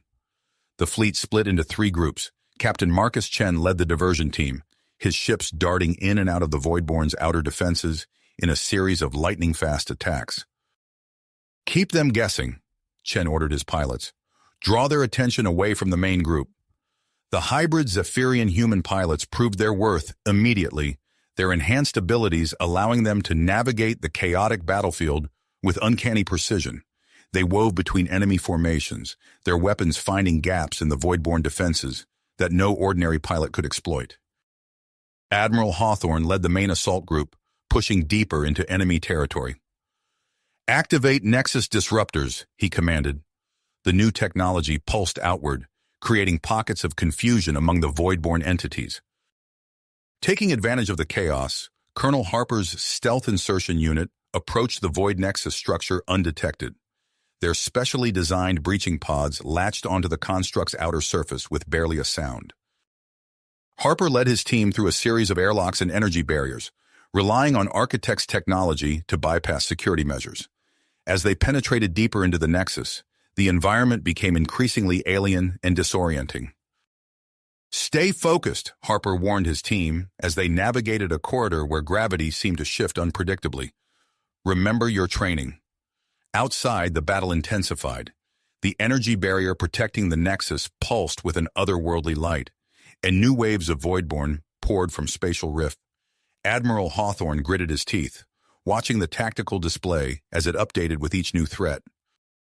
"Press the attack," he ordered. "We need to buy Harper's team more time."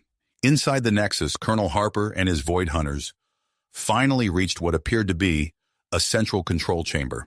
As they prepared to implement their sabotage plan, they froze in shock at the sight before them. A massive pulsating energy construct dominated the chamber, its form shifting and writhing in ways that defied comprehension. Harper realized with a start that they were looking at the physical manifestation of the void-born hive mind. "Well," he muttered, tightening his grip on his weapon, "this certainly wasn't in the simulation." Briefing. He quickly assessed the situation, his mind racing through potential strategies. The energy construct pulsed and writhed, casting an eerie, shifting light across the faces of the Void Hunters. Harper's eyes narrowed as he took in the alien geometry of the chamber, his instincts screaming that their original plan was woefully inadequate. "Change of plans," he said, his voice low and steady. "Deploy the modified Nexus disruptors. We're going to destabilize this thing." His team moved with practiced efficiency, pulling out devices that looked like a cross between a grenade and a complex circuit board. As they began positioning the disruptors around the chamber, Harper tapped his comm link. "Hawthorne, we've encountered complications. How are things out there?" Admiral Hawthorne's voice came through, strained and punctuated by the sounds of distant explosions. "We're holding, but barely. These Zephyrian hybrids are something else, Harper. Without them, we'd be space dust by now." As if to emphasize his point, a Zephyrian human pilot's voice cut across the channel, their words coming in rapid bursts between maneuvers. "3 bogeys on my 6. No, make that 2. These things are learning, adapting to our patterns. We need to end this soon." Harper acknowledged grimly, watching as his team finished setting up the disruptors. Just then, his comm crackled again. "Colonel Harper, this is Dr. Reyes," came an urgent female voice. "We're detecting an unusual energy signature from your location. The hive mind, it's trying to link with other Nexus structures. If it succeeds—" "We're on it, Doctor," Harper interrupted, his mind already formulating a new plan. He turned to his team. "Listen up. Most of you, continue with the sabotage. Carver, Rodriguez, you're with me. We're going to try something insane." He pulled out a sleek, Zephyrian-designed headset. "We're going to interface directly with the hive mind, disrupt their coordination, maybe grab some intel while we're at it." Carver's eyes widened. "Sir, with all due respect, that's suicide." Harper managed a grim smile. "Probably, but it's our best shot at ending this. Now move!" As the rest of the team activated the disruptors, Harper and his 2 volunteers approached the pulsating energy construct. They donned the neural link devices, and Harper took a deep breath. "On 3, 1, 2, 3. They activated the interface, and the world exploded into chaos. Harper's mind was assaulted by a torrent of alien sensations and information. He saw, felt, experienced a vast network of void-born entities spread across the galaxy, their collective consciousness a roiling sea of alien thoughts and purpose. But the connection worked both ways. The hive mind became aware of their presence, its attention focusing on these intruders with terrifying intensity. Harper felt a psychic assault batter against his consciousness, trying to overwhelm and subsume him. Outside, in the space surrounding the Nexus, Admiral Hawthorne watched his tactical displays with growing concern. The void-born defenses were intensifying, and even with the incredible abilities of the hybrid pilots, the UGDF fleet was taking heavy losses. "All ships, concentrate fire on Sector 7G, he ordered, noticing a slight fluctuation in the Nexus's energy readings. "Hit them hard and fast." Inside the control chamber, Harper and his companions struggled against the hive mind's relentless attack. Using every ounce of their training and willpower, they managed to push back, carving out a small foothold in the alien consciousness. "Now!" Harper shouted, his voice strained. "Upload the virus!" Their neural interfaces hummed as they implanted a carefully crafted code into the void-born network. Designed to disrupt communication between Nexus structures, the virus spread through the system like wildfire. As they disengaged from the interface, gasping and disoriented, the chamber around them began to shake violently. Alarms blared, and the energy construct flickered erratically. "Time to go!" Harper yelled, urging his team towards the exit. They fought their way through collapsing corridors, dodging falling debris and confused void-born entities. Outside, Hawthorne saw his opportunity. The Nexus's outer defenses were weakening, a vulnerable point exposed by the internal sabotage. "All ships, this is Admiral Hawthorne. I want every weapon we have aimed at these coordinates. Fire on my mark. Fire!" The combined firepower of the UGDF fleet, including Dr. Reyes's experimental weapons, converged on a single point.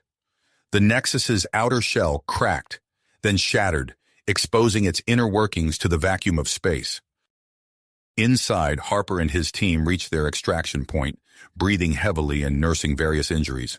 The structure around them groaned and twisted, tearing itself apart. "Hawthorne, we need extraction now," Harper shouted into his comm. "Already on it, Colonel," came the reply. "Hold tight."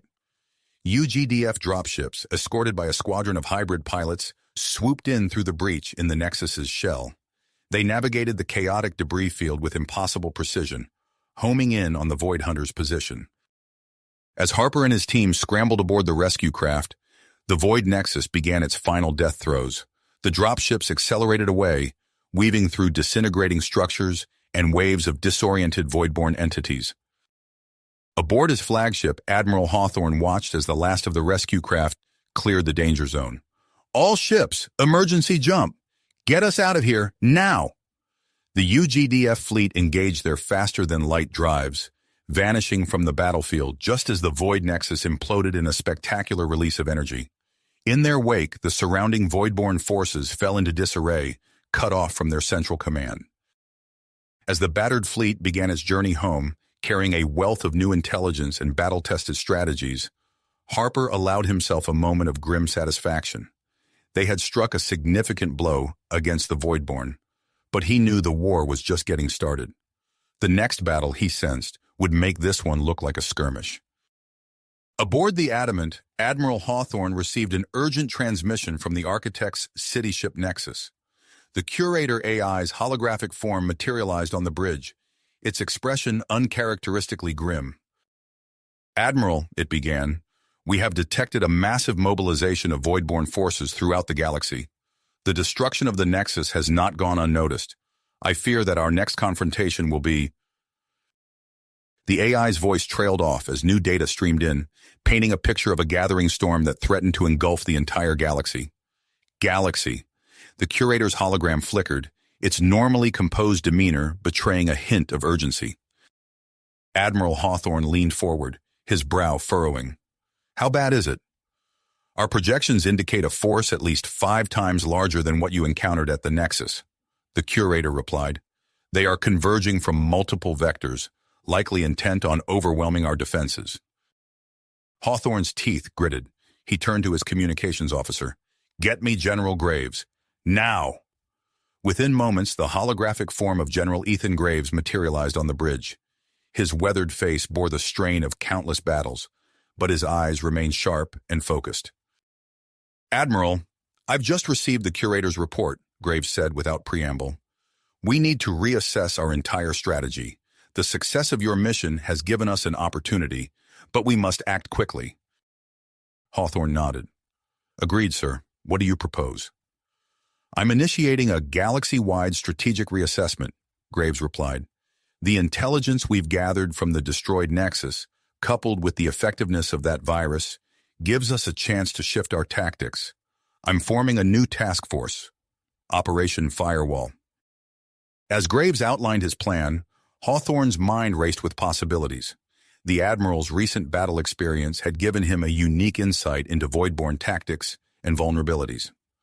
"General," Hawthorne interjected, "what if we don't wait for them to come to us? We could target multiple Void Nexus structures simultaneously, striking while their communication network is compromised." Graves paused, considering. "A bold move, Admiral, but risky." "With respect, sir, it might be our best chance," Hawthorne pressed. "We've seen how they adapt.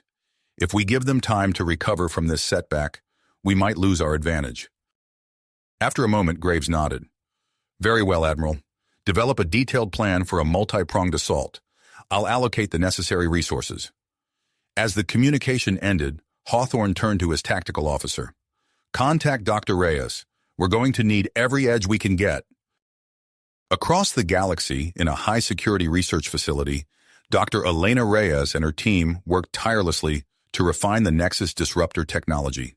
The lab hummed with activity, holographic displays flickering with complex equations and schematics.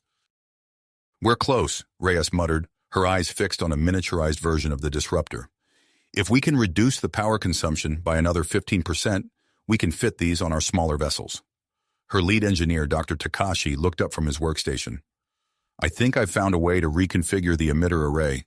It could give us the efficiency boost we need. Rhea's eyes lit up. Show me. As they pored over the new designs, a priority message flashed on Reyes's console. She opened it, her expression growing serious as she read. It's from Admiral Hawthorne, she announced to her team. They're planning a major offensive. We need to fast-track production of these new disruptors. In a secure medical facility, Colonel Jack Harper sat up slowly, wincing as a medic removed neural monitoring devices from his temples. How are you feeling, Colonel? The doctor asked, scanning a holographic readout of Harper's neural activity. Like I went 10 rounds with a Kraxan berserker, Harper replied, rubbing his forehead. But I'm ready to get back to work. The doctor frowned. The psychic strain from interfacing with the void-born hive mind was severe. You need rest. Harper shook his head. What I need is to prepare my teams. That experience gave us invaluable insight into void-born psychology. We can use that to our advantage. Before the doctor could protest further, Harper's comm unit chimed. He answered to find General Graves on the other end. Colonel, I hope you're recovering well, Graves said. We need you to begin training a new generation of void hunters. Incorporate everything you learned from that neural link. We're planning something big, and we'll need your teams at their absolute best. Harper nodded, a grim smile crossing his face. Understood, sir. We'll be ready. As Harper began outlining new training protocols, drawing on the alien sensations and knowledge he'd gleaned from the hive mind, events were unfolding across human-controlled space that would impact the war effort in unexpected ways. On the colony world of New Arcadia, Governor Alexei Volkov stood before a restless crowd. Once a separatist leader, Volkov had become an unlikely advocate for unity in the face of the void-born threat. I've seen what these monsters are capable of, Volkov proclaimed, his voice carrying across the packed town square. I've witnessed the devastation they leave in their wake, but I've also seen the courage and resilience of our people. United, we can stand against this threat.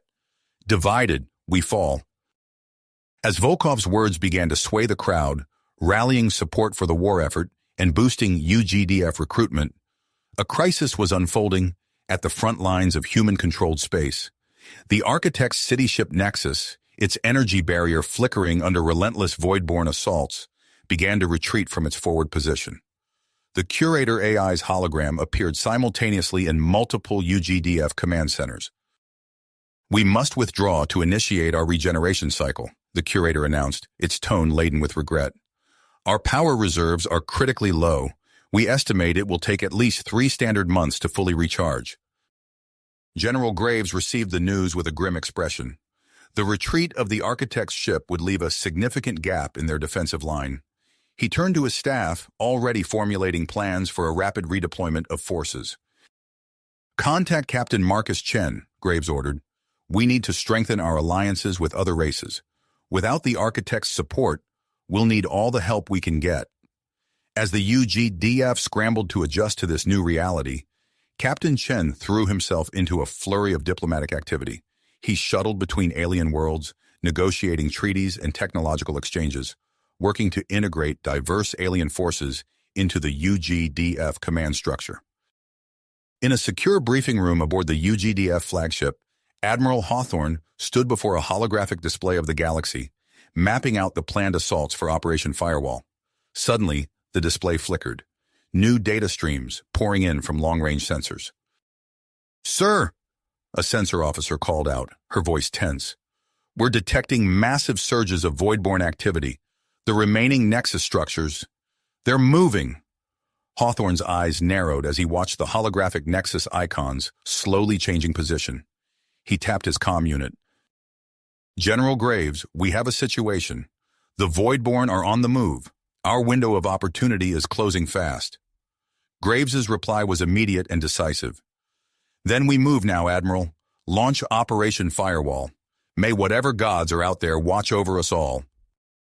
As Hawthorne began issuing orders, mobilizing the assault fleets now augmented with allied alien ships. Dr. Reyes made a startling discovery in her lab. She stared at her monitor in disbelief, then quickly opened a channel to the fleet. "Admiral," she said, her voice urgent, "the virus we implanted in the Voidborn network, it's mutated. It's still disrupting their communications, but it's also altering the behavior of some Voidborn entities. We can't predict how this will affect their tactics." Hawthorne absorbed this news, his mind already calculating the potential implications. "Understood, Doctor. We'll adapt as we go.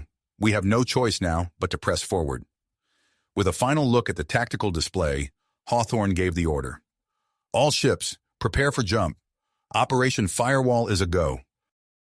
Across multiple sectors of the galaxy, thousands of ships engage their faster-than-light drives, jumping towards their targets. As they emerge from hyperspace, facing the looming shapes of Void Nexus structures, the true test of the UGDF's new strategies and technologies began. The battle that would decide the fate of the stars had begun. The massive UGDF fleet emerged from hyperspace, thousands of ships materializing in perfect formation around the looming Void Nexus structure. Admiral Hawthorne stood on the bridge of his flagship, his eyes fixed on the tactical display as the first wave of fighters launched towards their target. "All ships, commence attack pattern Delta," he ordered, his voice calm despite the tension radiating through the bridge. But as the fighters approached the Nexus, something unexpected happened. The space around the structure began to warp and twist, tiny pinpricks of light blossoming into a chaotic field of swirling vortices. "Sir, we're detecting multiple spatial anomalies," the sensor officer called out, her voice tight with concern. "They appear to be micro-wormholes." Hawthorne's eyes widened as he watched the battle space transform into a treacherous maze of spatial distortions. UGDF ships veered wildly, their carefully planned formations disintegrating as they struggled to navigate the unpredictable terrain. "Evasive maneuvers," Hawthorne barked. "All ships, maintain distance from those anomalies." But it was too late for some. A cruiser to their starboard suddenly vanished, swallowed by a rapidly expanding wormhole. Moments later, it reappeared, its hull crumpled in venting atmosphere, before another spatial rift tore it apart. Hawthorne gritted his teeth, his mind racing. The Void Nexus had adapted, rendering their carefully laid plans obsolete in a matter of seconds. He tapped his comm unit. "Dr. Reyes, we need those Nexus disruptors operational, now." "Understood, Admiral," came the reply, uploading targeting data to our strike craft. Within moments, a squadron of nimble corvettes broke from the main fleet, each equipped with the experimental Nexus disruptors.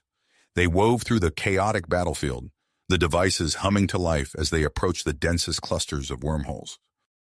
Beams of coherent energy lanced out from the corvettes, intersecting with the spatial anomalies. Where the beams touched, the wormholes flickered and stabilized, creating pockets of normal space in the turbulent void. "It's working," Hawthorne murmured, watching as the strike teams used these stable zones to push deeper into the Nexus's defenses. But he knew they needed more than just a foothold. They needed to strike at the heart of the structure. "Get me Colonel Harper," he ordered. Miles away, deep within the labyrinthine corridors of the Void Nexus, Colonel Jack Harper led his team of Void Hunters through twisting passages that seemed to defy the laws of physics. Their enhanced neural interfaces pulsed with alien data, guiding them towards the structure's central control systems. "Stay alert," Harper warned, his voice low. "Something's not right with these Voidborn." As if on cue, a group of entities rounded the corner ahead. But instead of the coordinated assault they'd come to expect, these creatures moved erratically, some charged with unnatural speed and ferocity, while others stumbled about aimlessly, ignoring the human intruders entirely. "It's the virus," one of Harper's team whispered. "It's affecting them differently." Harper nodded grimly. "Use it to our advantage. Take out the aggressive ones first, then we'll deal with the others." As they fought their way deeper into the Nexus, Harper couldn't shake the feeling that they were being funneled towards something. The layout of the structure seemed to be shifting around them, herding them towards an unknown destination. Back in UGDF space, General Ethan Graves stood in the central command hub, his attention divided between multiple holographic displays. Reports flooded in from the outer colonies, each more urgent than the last. "Sir, we've lost contact with Outpost Sigma," an aide reported. "The Voidborn have broken through the defensive line in Sector 7. Graves' mind focused. With the Architect's city ship absent, their defenses were spread dangerously thin. He keyed in a priority command code. "This is General Graves to all Colonial Defense Force units. Initiate Protocol Omega. I repeat, Protocol Omega is now in effect." Across a dozen worlds, hastily trained militia forces sprang into action. Civilian ships were requisitioned and armed, forming impromptu defensive fleets. On the ground, colonists manned emergency fortifications, preparing to defend their homes against the Voidborn onslaught. In orbit around New Arcadia, Captain Marcus Chen's diplomatic mission had turned into a desperate fight for survival. A miscalculation in maneuvers had led to a Trilaxian cruiser colliding with a human destroyer, resulting in catastrophic damage to both vessels. "All ships, hold fire!" Chen shouted into the comm, his voice hoarse. "It was an accident. We need to focus on the real enemy." But tensions were running high, and fingers were hovering over firing controls. Chen knew that if he couldn't regain control of the situation quickly, their fragile alliance would shatter just when they needed it most. In her lab aboard the UGDF research vessel, Prometheus, Dr. Elena Reyes pored over the latest data from the battlefield. Her eyes widened as she spotted a pattern in the chaotic behavior of the infected Voidborn entities. "This is it," she breathed, her fingers flying over the holographic interface. "The virus hasn't just disrupted their hive mind, it's created a splinter faction." She immediately began work on a modified version of the virus, one that could amplify this divide and potentially turn a portion of the Voidborn against their own kind. As Reyes worked feverishly to complete her modifications, Admiral Hawthorne received a garbled transmission from one of the other assault fleets. The message was fragmented, distorted by Voidborn interference, but two words came through clearly: architect and captive. Hawthorne's mind raced with the implications. Could the Voidborn have captured one of the enigmatic architects? If so, it could explain their recent leap in adaptive capabilities. But more importantly, it could be the key to turning the tide of the war. He stared at the tactical display, watching as his fleet struggled against the Nexus's wormhole defenses. They were making progress, but at a terrible cost. And now, with this new information, he faced an impossible choice: press the attack on their current target, or divert resources to investigate this potentially game-changing discovery. The decision was made even more urgent by the increasingly unstable wormhole field surrounding their position. If they didn't act soon, they risked being cut off entirely, with no possibility of retreat. Hawthorne took a deep breath, weighing the fate of the entire operation in his hands. Whatever he decided, he knew that the next few moments would shape the course of the war against the Voidborn. The future of humanity and its allies hung in the balance, and time was running out. Hawthorne's grip tightened on the armrests of his command chair as he weighed the implications of the garbled transmission. The words architect and captive echoed in his mind, presenting a potential game-changer in their struggle against the Voidborn. He took a deep breath, his decision crystallizing. "Commander Reeves," he called out, turning to his second-in-command, "you'll continue leading the assault on this nexus. I'm taking a task force to investigate this new development." Reeves nodded, her face a mask of willpower. "Understood, sir. We'll keep the pressure on here." Hawthorne quickly assembled a strike team, selecting ships with the most experienced crews and advanced stealth capabilities. As they prepared to depart, he addressed the fleet. "This is Admiral Hawthorne. We're dividing our forces to pursue a critical lead. Stay focused, stay alive, and remember what we're fighting for. Godspeed." The task force engaged their faster-than-light drives, leaving the chaotic battlefield behind. They emerged into a region of space teeming with Voidborn activity. Spatial anomalies twisted the fabric of reality around them, forcing the fleet to navigate a treacherous course. "Hostile contacts, multiple vectors," the tactical officer shouted as Voidborn patrols converged on their position. Hawthorne's voice remained steady as he issued orders. "Evasive maneuvers. Fire only when necessary. We need to conserve our strength for what's ahead." The UGDF ships danced through the void, their enhanced maneuverability allowing them to outpace most of the Voidborn pursuers. Those that managed to close the distance were met with precision strikes from the task force's point defense systems. As they approached the coordinates of the other fleet, the true scale of the battle became apparent. UGDF ships were locked in a fierce struggle against Voidborn defenses, centered around a void nexus unlike any they had encountered before. "Sir, I'm picking up an unusual energy signature from that nexus," the science officer reported, her eyes wide as she analyzed the incoming data. "It's pulsing, almost like a heartbeat." Hawthorne leaned forward, studying the tactical display. "That must be where they're holding the architect. Helm, plot us a course through their defensive line. All ships prepare for close-quarters combat." The task force plunged into the fray, their weapons blazing as they carved a path toward the unique nexus. Voidborn entities swarmed around them, their behavior erratic and unpredictable. Some attacked with frightening coordination, while others seemed almost docile, drifting aimlessly through space. "The virus," Hawthorne muttered, recognizing the effects of Dr. Reyes's creation. He opened a channel to the fleet. "Target the aggressive clusters. Use the confusion to our advantage." As they fought their way closer to the nexus, Hawthorne noticed a shift in the Voidborn's tactics. They seemed to be concentrating their forces around a specific section of the structure's outer shell. "That's our entry point," he declared. "Void Hunter teams, prepare for boarding action. We're going in." The UGDF ships formed a protective screen around the boarding craft as they launched towards the nexus. Point defense systems worked overtime, clearing a path through the swarm of Voidborn entities. Inside the lead assault shuttle, Hawthorne checked his weapon one last time. It had been years since he'd led a ground team, but some skills never faded. He looked at the faces of the Marines and Void Hunters around him, each a picture of grim grit. "Remember," he said, his voice carrying over the rumble of the shuttle's engines, "we're here to extract an asset of critical importance.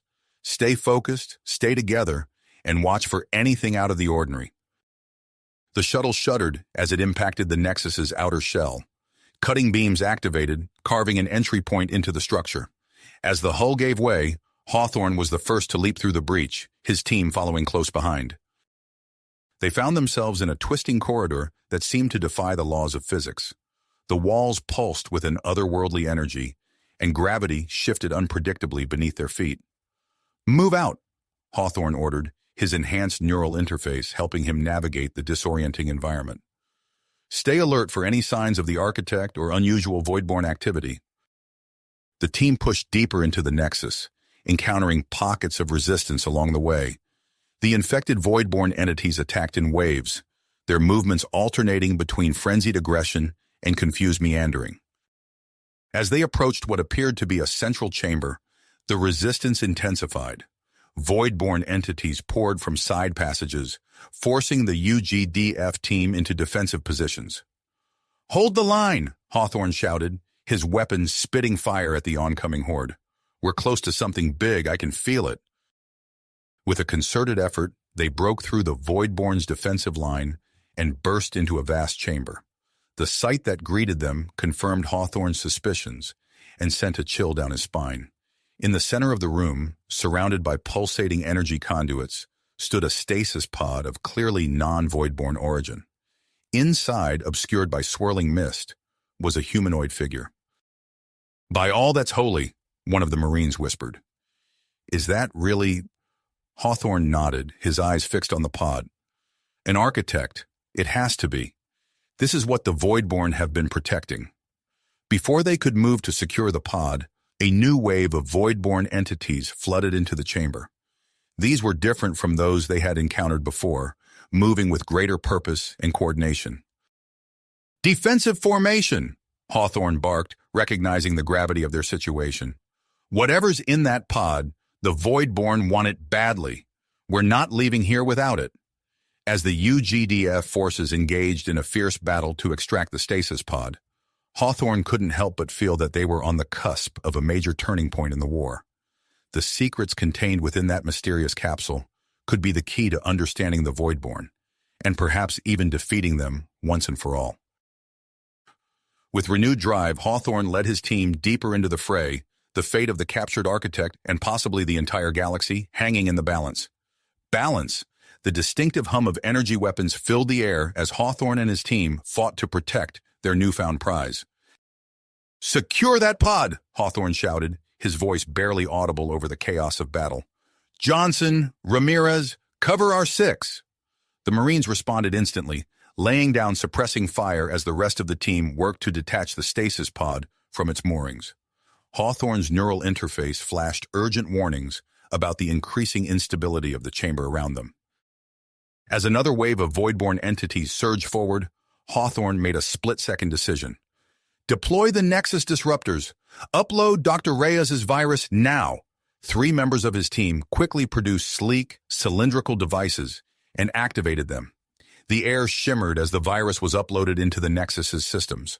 For a moment, nothing seemed to happen. Then, like a wave rippling through water, the effect became apparent.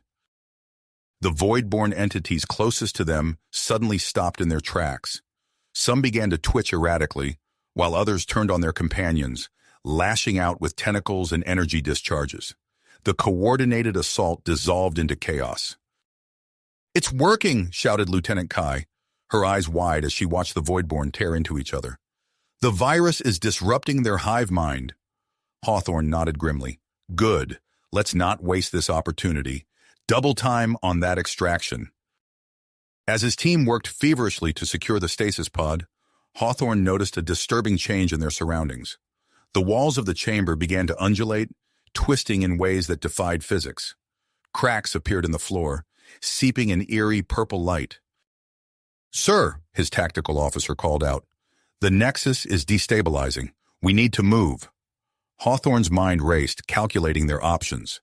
They couldn't leave without the pod, but every second they remained put them in greater danger. "Status on the extraction?" he barked. "Almost there, sir," came the reply. "Just need to sever the last power coupling." A violent tremor shook the chamber, nearly knocking them off their feet.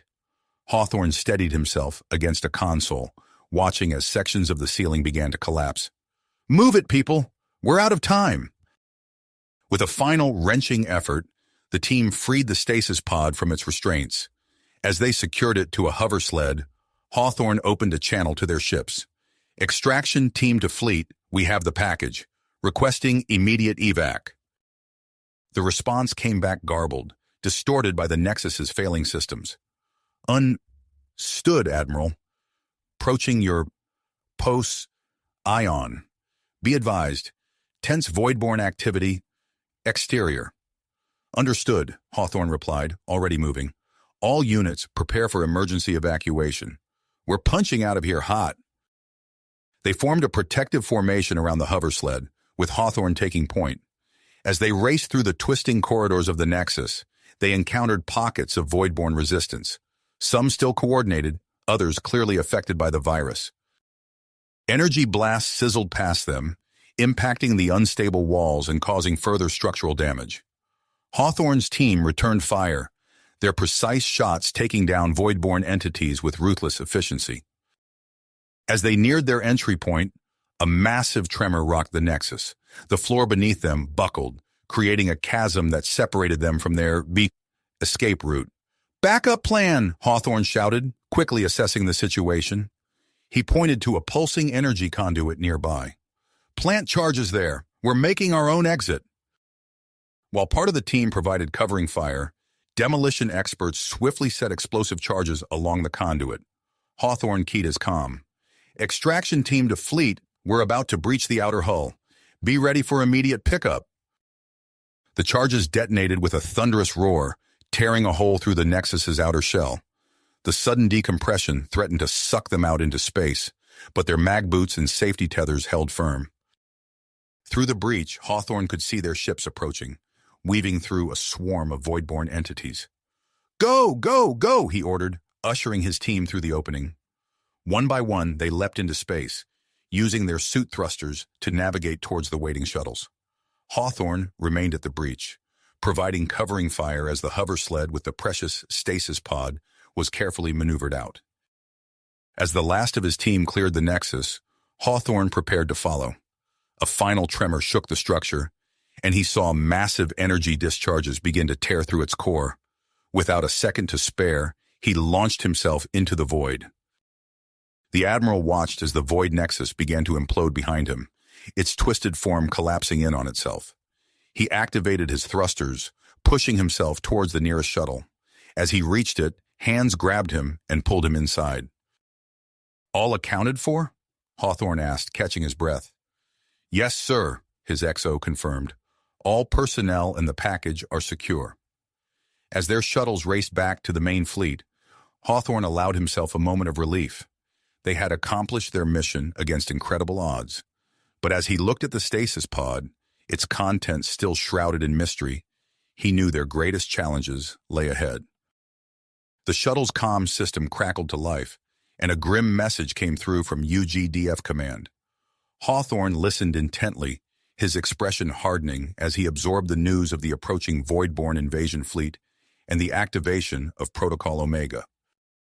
"Change of plans," he announced to his team. "Set course for the designated rallying point. It seems our war is about to enter a new phase." As the shuttles docked with their ships and the fleet prepared to jump to faster-than-light speed, Hawthorne couldn't help but feel that they were on the cusp of something monumental.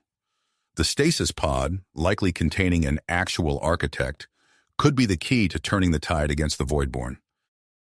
But with the massive enemy fleet bearing down on UGDF space, they were in a race against time. Hawthorne knew that the coming battle would test humanity and its allies like never before. As his ships entered FTL, he silently vowed to use every resource at his disposal to ensure that the sacrifices made to secure the architect would not be in vain. As the fleet entered FTL, Hawthorne's mind raced with the implications of their discovery and the dire news from UGDF Command. The vibrations of the ship's engines thrummed through the deck plates, a constant reminder of their desperate flight from the collapsing Nexus. "Sir, we're approaching the designated rallying point," his XO reported, breaking the tense silence on the bridge. Hawthorne nodded, his eyes fixed on the tactical display. "Prepare to drop out of FTL. All ships, maintain defensive formation." The stars streaked back into focus as the fleet decelerated, revealing a breathtaking sight. Dozens of UGDF vessels hung in the void, their hulls glinting in the light of a nearby star. The remaining Operation Firewall task forces had assembled, presenting a formidable array of firepower. "Incoming transmission from the UGDF Dauntless, sir," the communications officer announced. "Put it through," Hawthorne ordered, straightening his uniform. The holographic display flickered to life, revealing the stern visage of Admiral Helena Cho. "Hawthorne, glad to see you made it out. I trust your mission was successful?" "Affirmative, Admiral," Hawthorne replied, gesturing towards the stasis pod. "We've secured what we believe to be an architect. However, the situation has escalated significantly." Cho's expression darkened. "Indeed it has. We're transferring the pod to the research vessel Prometheus. Dr. Reyes and her team are standing by to begin analysis immediately."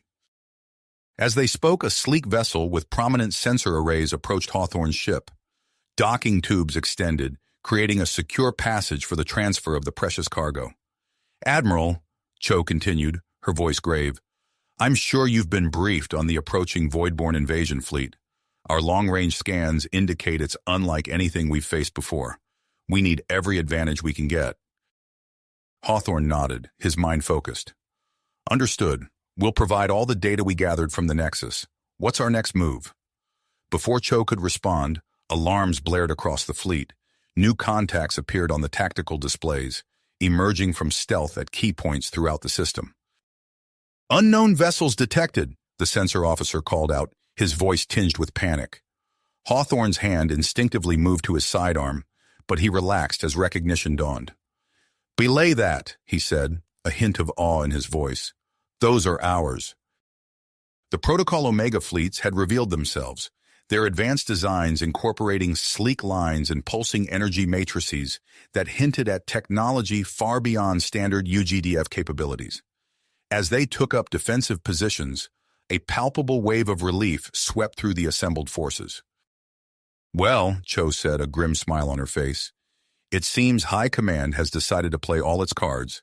Let's make sure it wasn't in vain." Over the next few hours, the combined UGTIDF armada prepared for the coming storm. Hawthorne coordinated with the other fleet commanders, integrating their forces and sharing tactical data.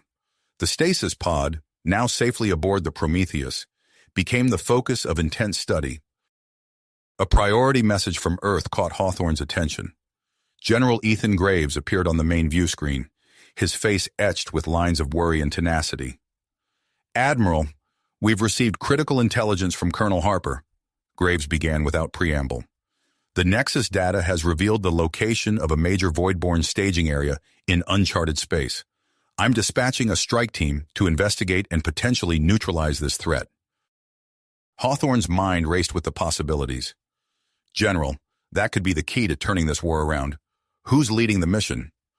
"Captain Marcus Chen and his mixed-species combat teams," Graves replied. "They're our best shot at penetrating void-borne defenses." As they discussed the details of the operation, reports began flooding in from the outer reaches of UGDF space. The void-borne invasion fleet had arrived, its vast numbers blotting out the stars. "Sir," Hawthorne's tactical officer interrupted, her voice urgent. "We're receiving telemetry from Captain Chen's forces. They've engaged the voidborne in a series of hit-and-run attacks." The main display shifted, showing the battle unfolding. Chen's ships darted between the lumbering voidborne vessels, unleashing precise strikes before disappearing into the void. The unique abilities of the various alien races in his crew were evident in their tactics, disrupting the enemy's formation and sowing confusion in their ranks. "Impressive," Hawthorne murmured, studying the data. "But it won't be enough to stop them entirely." As if in response to his words, a new transmission came through. Governor Alexei Volkov of New Terra appeared, his face smudged with dirt and his eyes blazing with tenacity. "Admiral," Volkov said, his voice crackling with interference, "we've just sprung our trap. Used the Nexus disruptor tech to catch a big chunk of their ground forces. It worked better than we dared hope." Hawthorne allowed himself a moment of satisfaction. "Well done, Governor. Hold your position and await further instructions." As the reports continued to pour in, Dr. Elena Reyes's face suddenly appeared on a secondary screen. Her eyes were wide with excitement. "Admiral, we've done it.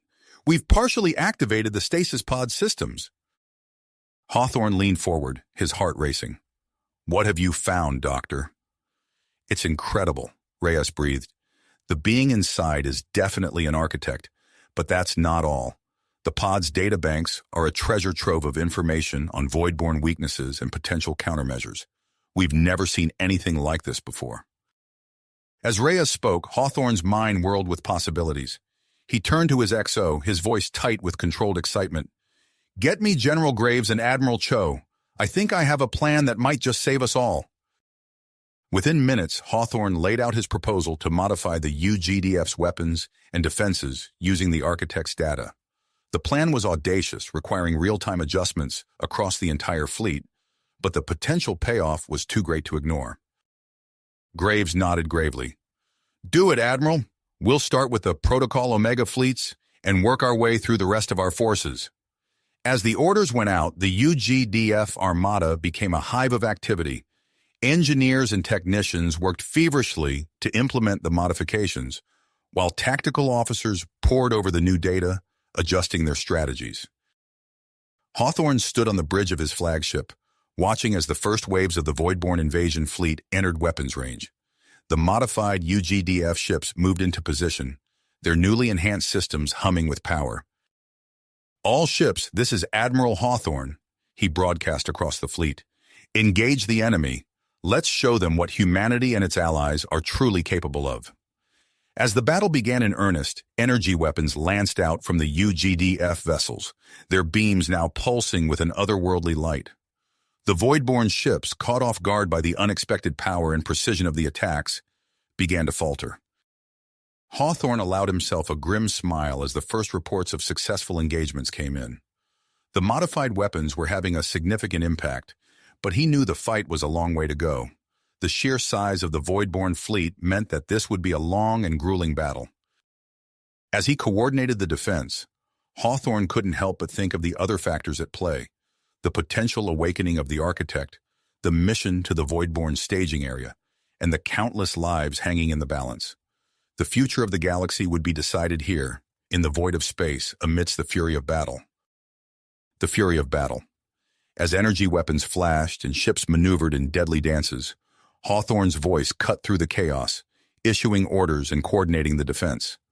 The modified weapons tore through void-borne vessels with unprecedented efficiency, their beams carving swaths of destruction through the enemy ranks. Hawthorne watched the tactical display with grim satisfaction as the UGDF forces held their ground against the overwhelming numbers. "Sir, incoming transmission from the Prometheus," his communications officer announced. Dr. Elena Reyes's face appeared on the screen, her eyes wide with excitement. "Admiral, we've done it. We've initiated the revival process for the Architect." Hawthorne's heart raced at the news. "Excellent work, Doctor. Keep me updated on any developments." As the battle raged on, reports flooded in from across the theater of war. Governor Alexei Volkov's voice crackled through the comms, thick with pride and drive. "Admiral, New Terra's defense is holding strong. We're coordinating with other colonies to share our tactics. The Voidborn won't find easy prey on our worlds." The tactical display shifted, showing multiple colony worlds lighting up with synchronized counterattacks.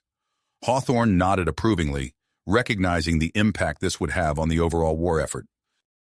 "Sir, Captain Chen's strike teams are reporting significant successes," his XO reported. "Their mixed species tactics are proving highly effective against Voidborn weak points." Hawthorne watched as Chen's ships darted between larger vessels, their precision strikes causing disproportionate damage to the enemy. "Inform General Graves," he ordered. "Recommend immediate expansion of the mixed species program." Suddenly, the bridge crew gasped as the Protocol Omega fleet sprang into action. Sleek, advanced warships moved with impossible grace, deploying weapons beyond anything Hawthorne had ever seen. Localized singularities bloomed in space, trapping and crushing void-born entities with terrifying efficiency. "My God," Hawthorne breathed, watching the devastation unfold. He knew these weapons couldn't be used often, but their impact was undeniable. A priority message from the Prometheus cut through his thoughts. Dr. Reyes appeared again, this time accompanied by a tall, ethereal being with eyes that seemed to hold the depths of space itself. "Admiral," Reyes said, her voice trembling with awe, "may I introduce Zephyrus, the Architect?" Zephyrus inclined his head slightly. "Greetings, Admiral. I have much to share about our common enemy." As Zephyrus began to relay critical information about Voidborn weaknesses, another transmission came through. Colonel Jack Harper's face appeared, his expression tense but determined. "Admiral, we've reached the Voidborn staging area. It's unlike anything we've seen before. A massive structure coordinating their operations across multiple sectors. We're moving to infiltrate and plant the modified Nexus disruptors." Hawthorne nodded grimly. "Understood, Colonel. Good hunting." The minutes ticked by like hours as Hawthorne coordinated the ongoing battle, integrated Zephyrus's intelligence, and waited for news from Harper's team. Finally, the colonel's voice crackled through again, urgent and strained. "Disruptors planted, but we've been compromised. Ordering team evacuation now. I'm staying behind to ensure activation. It's been an honor, sir." Before Hawthorne could respond, the feed cut out. He clenched his fists, silently acknowledging Harper's sacrifice. Moments later, the effect of the Nexus disruptors became apparent. Large sections of the Voidborn fleet suddenly lost cohesion, their movements erratic and uncoordinated. Hawthorne seized the opportunity without hesitation. "All ships, this is Admiral Hawthorne. Execute full-scale counterattack. Push them back." The UGDF forces surged forward, their weapons now fine-tuned with Zephyrus's knowledge. Voidborn ships crumbled under the assault, unable to maintain their previous tactical advantage. As the tide of battle turned, hope began to rise among the UGDF crews. But Hawthorne knew better than to celebrate prematurely. His eyes remained fixed on the long-range sensor data, searching for any sign of a Voidborn response. Suddenly, alarms blared across the bridge. The sensor officer's voice was filled with dread as he reported, "Massive anomaly detected, sir. It's larger than anything we've ever encountered." Hawthorne watched in stunned silence as the readings purposed into a clear image. A colossal void-born entity, dwarfing even the largest void nexus structures, emerged from the depths of uncharted space. Its very presence seemed to warp the fabric of reality around it. "Get me General Graves and Dr. Reyes," Hawthorne ordered, his mind racing. "And make sure Zephyrus is on the line. We need a plan, and we need it now." As the massive entity drew closer, Hawthorne could feel the weight of countless lives resting on his shoulders. The battle they had been fighting suddenly seemed like a mere prelude to the true test that lay ahead. With Zephyrus's knowledge, humanity's drive, and the combined might of their allies, they would face this ultimate threat. But as Hawthorne studied the approaching Colossus, he couldn't help but wonder if even that would be enough. Enough! The colossal entity loomed ever closer, its presence distorting the very fabric of space around it. "All ships, maintain formation," Hawthorne ordered, his voice steady despite the growing dread in his chest. "Prepare for immediate tactical analysis of the new threat."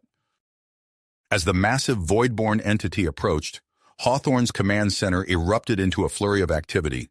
Sensor data streamed across multiple screens, analysts working feverishly to interpret the readings. "Sir, we're detecting energy signatures unlike anything we've seen before," reported Lieutenant Commander Sato, her eyes fixed on the readouts. It's off the charts." Hawthorne nodded grimly. "Patch me through to General Graves and Dr. Reyes, and make sure Zephyrus is on the line. We need a war council, now." Within moments, holographic projections flickered to life around the command center. General Graves appeared, his face etched with concern. Dr. Reyes materialized next, her eyes wide with a mix of fear and fascination. Finally, the tall, ethereal form of Zephyrus shimmered into view, his ancient gaze fixed on the tactical display. "Ladies and gentlemen," Hawthorne began, "we're facing something beyond our current capabilities. Zephyrus, what can you tell us about this entity?" The architect's voice resonated with otherworldly knowledge. "This is a void-born overmind, a living nexus of their hive consciousness. It exerts control over vast swaths of void-born forces. Its presence here indicates the gravity of our situation."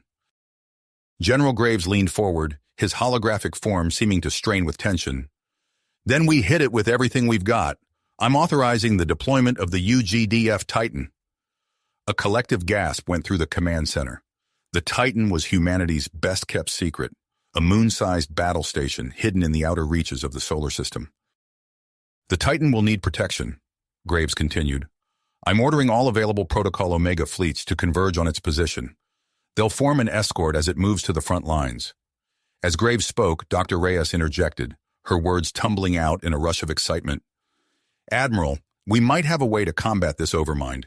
We're adapting the Nexus disruptor technology based on Zephyrus's data. If we can modify the Titan's main cannon to fire a concentrated burst of disruptive energy, we might be able to sever the overmind's connection to the hive." Hawthorne nodded, his mind racing with possibilities. "Make it happen, Doctor. We'll need every advantage we can get." As the War Council continued, reports flooded in from across the theater of war. Governor Alexei Volkov's face appeared on a secondary screen, his voice crackling with static. "Admiral, we've identified structures on multiple colony worlds, some kind of psychic amplifiers. Zephyrus confirmed they're strengthening the Voidborn's hold. We're launching simultaneous attacks to take them out." "Good work, Governor," Hawthorne replied. "Keep pushing them back." Another transmission cut through the chatter. Captain Marcus Chen's face appeared, his expression taut with focus. "Admiral, my teams are ready for deployment. We can infiltrate the outer layers of the Overmind and plant modified Nexus disruptors at key points. It should weaken its defenses before the Titan arrives." Hawthorne gave a sharp nod. "Proceed, Captain, but be careful in there." As the pieces of their desperate plan fell into place, a priority alert flashed across the main screen. Long-range sensors had detected activity at the Voidborn staging area. The image cleared, revealing a familiar face that sent a jolt through Hawthorne's spine. "Colonel Harper?" he breathed, scarcely believing his eyes. Jack Harper's face was haggard, but his eyes burned with fierce tenacity. "Admiral, I've managed to seize control of part of the facility. Using the architect tech here, I'm flooding the Voidborn network with conflicting orders. It's causing chaos in their ranks. A surge of hope coursed through the command center. Hawthorne allowed himself a grim smile. Well done, Colonel. Keep it up as long as you can. The hours that followed were a blur of frantic activity. The UGDF Titan emerged from its hidden berth, its massive form casting shadows across the stars as it moved into position. Protocol Omega fleets swarmed around it, their advanced weaponry primed and ready. As the Titan approached the battlefield, the Voidborn Overmind seemed to sense the impending threat. It began to generate a swirling vortex of dark energy, pulling in nearby Voidborn ships and growing in size and power. All UGDF forces, engage the Overmind and its protective swarm, Hawthorne commanded, his voice ringing across the communications network. We need to buy time for the Titan to get into position. The space around the Overmind erupted into chaos. UGDF ships darted and weaved through the maelstrom, their modified weapons tearing through Voidborn entities with deadly precision. But for every enemy they destroyed, more seemed to take its place. On the main view screen, Hawthorne watched as Captain Chen's team made their approach. The mixed species combat units moved with incredible coordination, using their diverse abilities to penetrate the Overmind's outer defenses. First Nexus disruptor planted, Chen reported, his voice tight with concentration, moving to the next target zone. As the battle raged on, the UGDF Titan moved into firing position, its massive form dwarfing even the largest warships. The Overmind, sensing the imminent danger, intensified its assault. Waves of Voidborn entities crashed against the UGDF lines, threatening to overwhelm them. Hold the line, Hawthorne ordered, his squeezing hard as he gripped the edge of the tactical display. We just need a little more time. Suddenly, Chen's voice cut through the din of battle. Final disruptor planted. Activating now. A visible ripple spread across the surface of the Overmind, distortions warping its massive form. In that moment of weakness, the UGDF Titan fired. A blinding streak of energy lanced out from the Titan's main cannon, striking the Overmind dead center.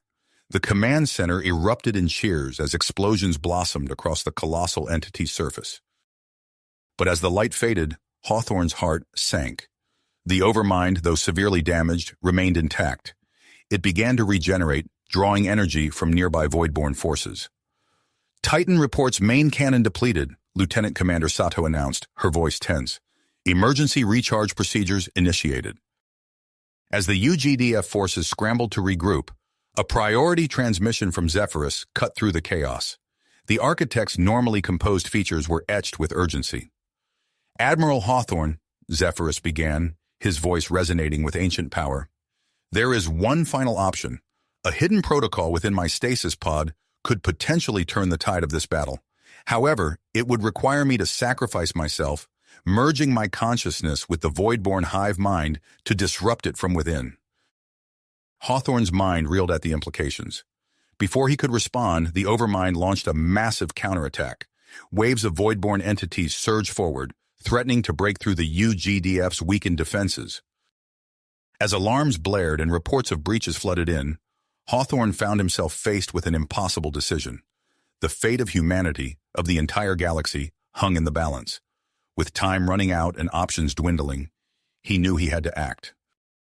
Hawthorne took a deep breath, steeling himself for what came next. He turned to face Zephyrus's holographic form, his voice barely above a whisper. Tell me more about this protocol. Protocol, Hawthorne said, his voice filled with dogged drive. Zephyrus's holographic form flickered, his otherworldly eyes meeting Hawthorne's gaze. The protocol will allow me to merge my consciousness with the Voidborn hive mind. From within, I can disrupt their cohesion and create chaos in their ranks. However, this process is irreversible. I will cease to exist as an individual entity. Hawthorne's mind focused as he weighed the implications, the sacrifice of their most valuable ally against the potential salvation of humanity and the galaxy. Around him, the command center erupted in a cacophony of alarms and frantic reports as the Overmind's counterattack threatened to overwhelm their defenses. With a heavy heart, Hawthorne made his decision. Do it, Zephyrus. Initiate the protocol. The architect's form began to shimmer, his body dissolving into streams of pure energy. "It has been an honor to fight alongside humanity, Admiral. May your species continue to defy the odds." As Zephyrus's consciousness streamed towards the Overmind, a visible shockwave rippled across the battlefield. The effect was immediate and dramatic. Void-born entities began to turn on each other, their once coordinated assault crumbling into chaos. Hawthorne seized the opportunity without hesitation. "All UGDF forces, this is Admiral Hawthorne. The enemy is in disarray. Press forward and concentrate your fire on the Overmind. Hit it with everything you've got." The UGDF ships surged forward, their weapons blazing. Beams of energy and swarms of missiles converged on the massive void-born entity, its defenses weakened by the internal havoc wreaked by Zephyrus. As the battle raged, a priority transmission cut through the chaos. Colonel Jack Harper's face appeared on the main screen, his expression a mix of exhaustion and triumph. "Admiral, we've done it. I've managed to rewrite the core protocols of the Voidborn staging area. We're emitting a signal that's disrupting their ability to create spatial distortions. Their reinforcements are cut off." Hawthorne allowed himself a grim smile. "Outstanding work, Colonel. Keep it up as long as you can." The tide of battle continued to turn as the Voidborn forces fell into disarray. Suddenly, Lieutenant Commander Sato's voice rang out across the command center. "Sir, the Titan reports emergency recharge complete. Main cannon is ready to fire." Hawthorne's eyes fixed on the tactical display, where the massive form of the UGDF Titan loomed at the edge of the battlefield. He saw his chance and took it. "Titan, this is Admiral Hawthorne. Fire main cannon on the Overmind's exposed core. Now!" The Titan's massive energy beam lanced out, striking the Overmind with devastating force. The colossal entity's form began to collapse, its energy dissipating across space. A final psychic scream echoed through the minds of all present, human and alien alike, as the Overmind's consciousness was extinguished. In the wake of the Overmind's destruction, the remaining Voidborn forces fell into complete disarray. Hawthorne watched as Captain Marcus Chen's mixed-species teams launched a series of coordinated strikes against key Voidborn command ships. These precision attacks, coupled with the widespread use of the modified Nexus disruptors, shattered what remained of the Voidborn fleet's ability to fight as a cohesive force. Reports flooded in from across the theater of war. Governor Alexei Volkov's voice crackled through the communication system. "Admiral, the tide has turned on the ground as well. With the Voidborn forces in chaos, we're pushing them back on all fronts. We're reclaiming lost territory and liberating occupied settlements." As the last pockets of Voidborn resistance were mopped up, Colonel Harper's face appeared once more on the main screen. "Admiral, you're not going to believe what we've found here. The staging area contains vast archives of Voidborn technology and tactics. This information could revolutionize our understanding of the enemy and the nature of the universe itself."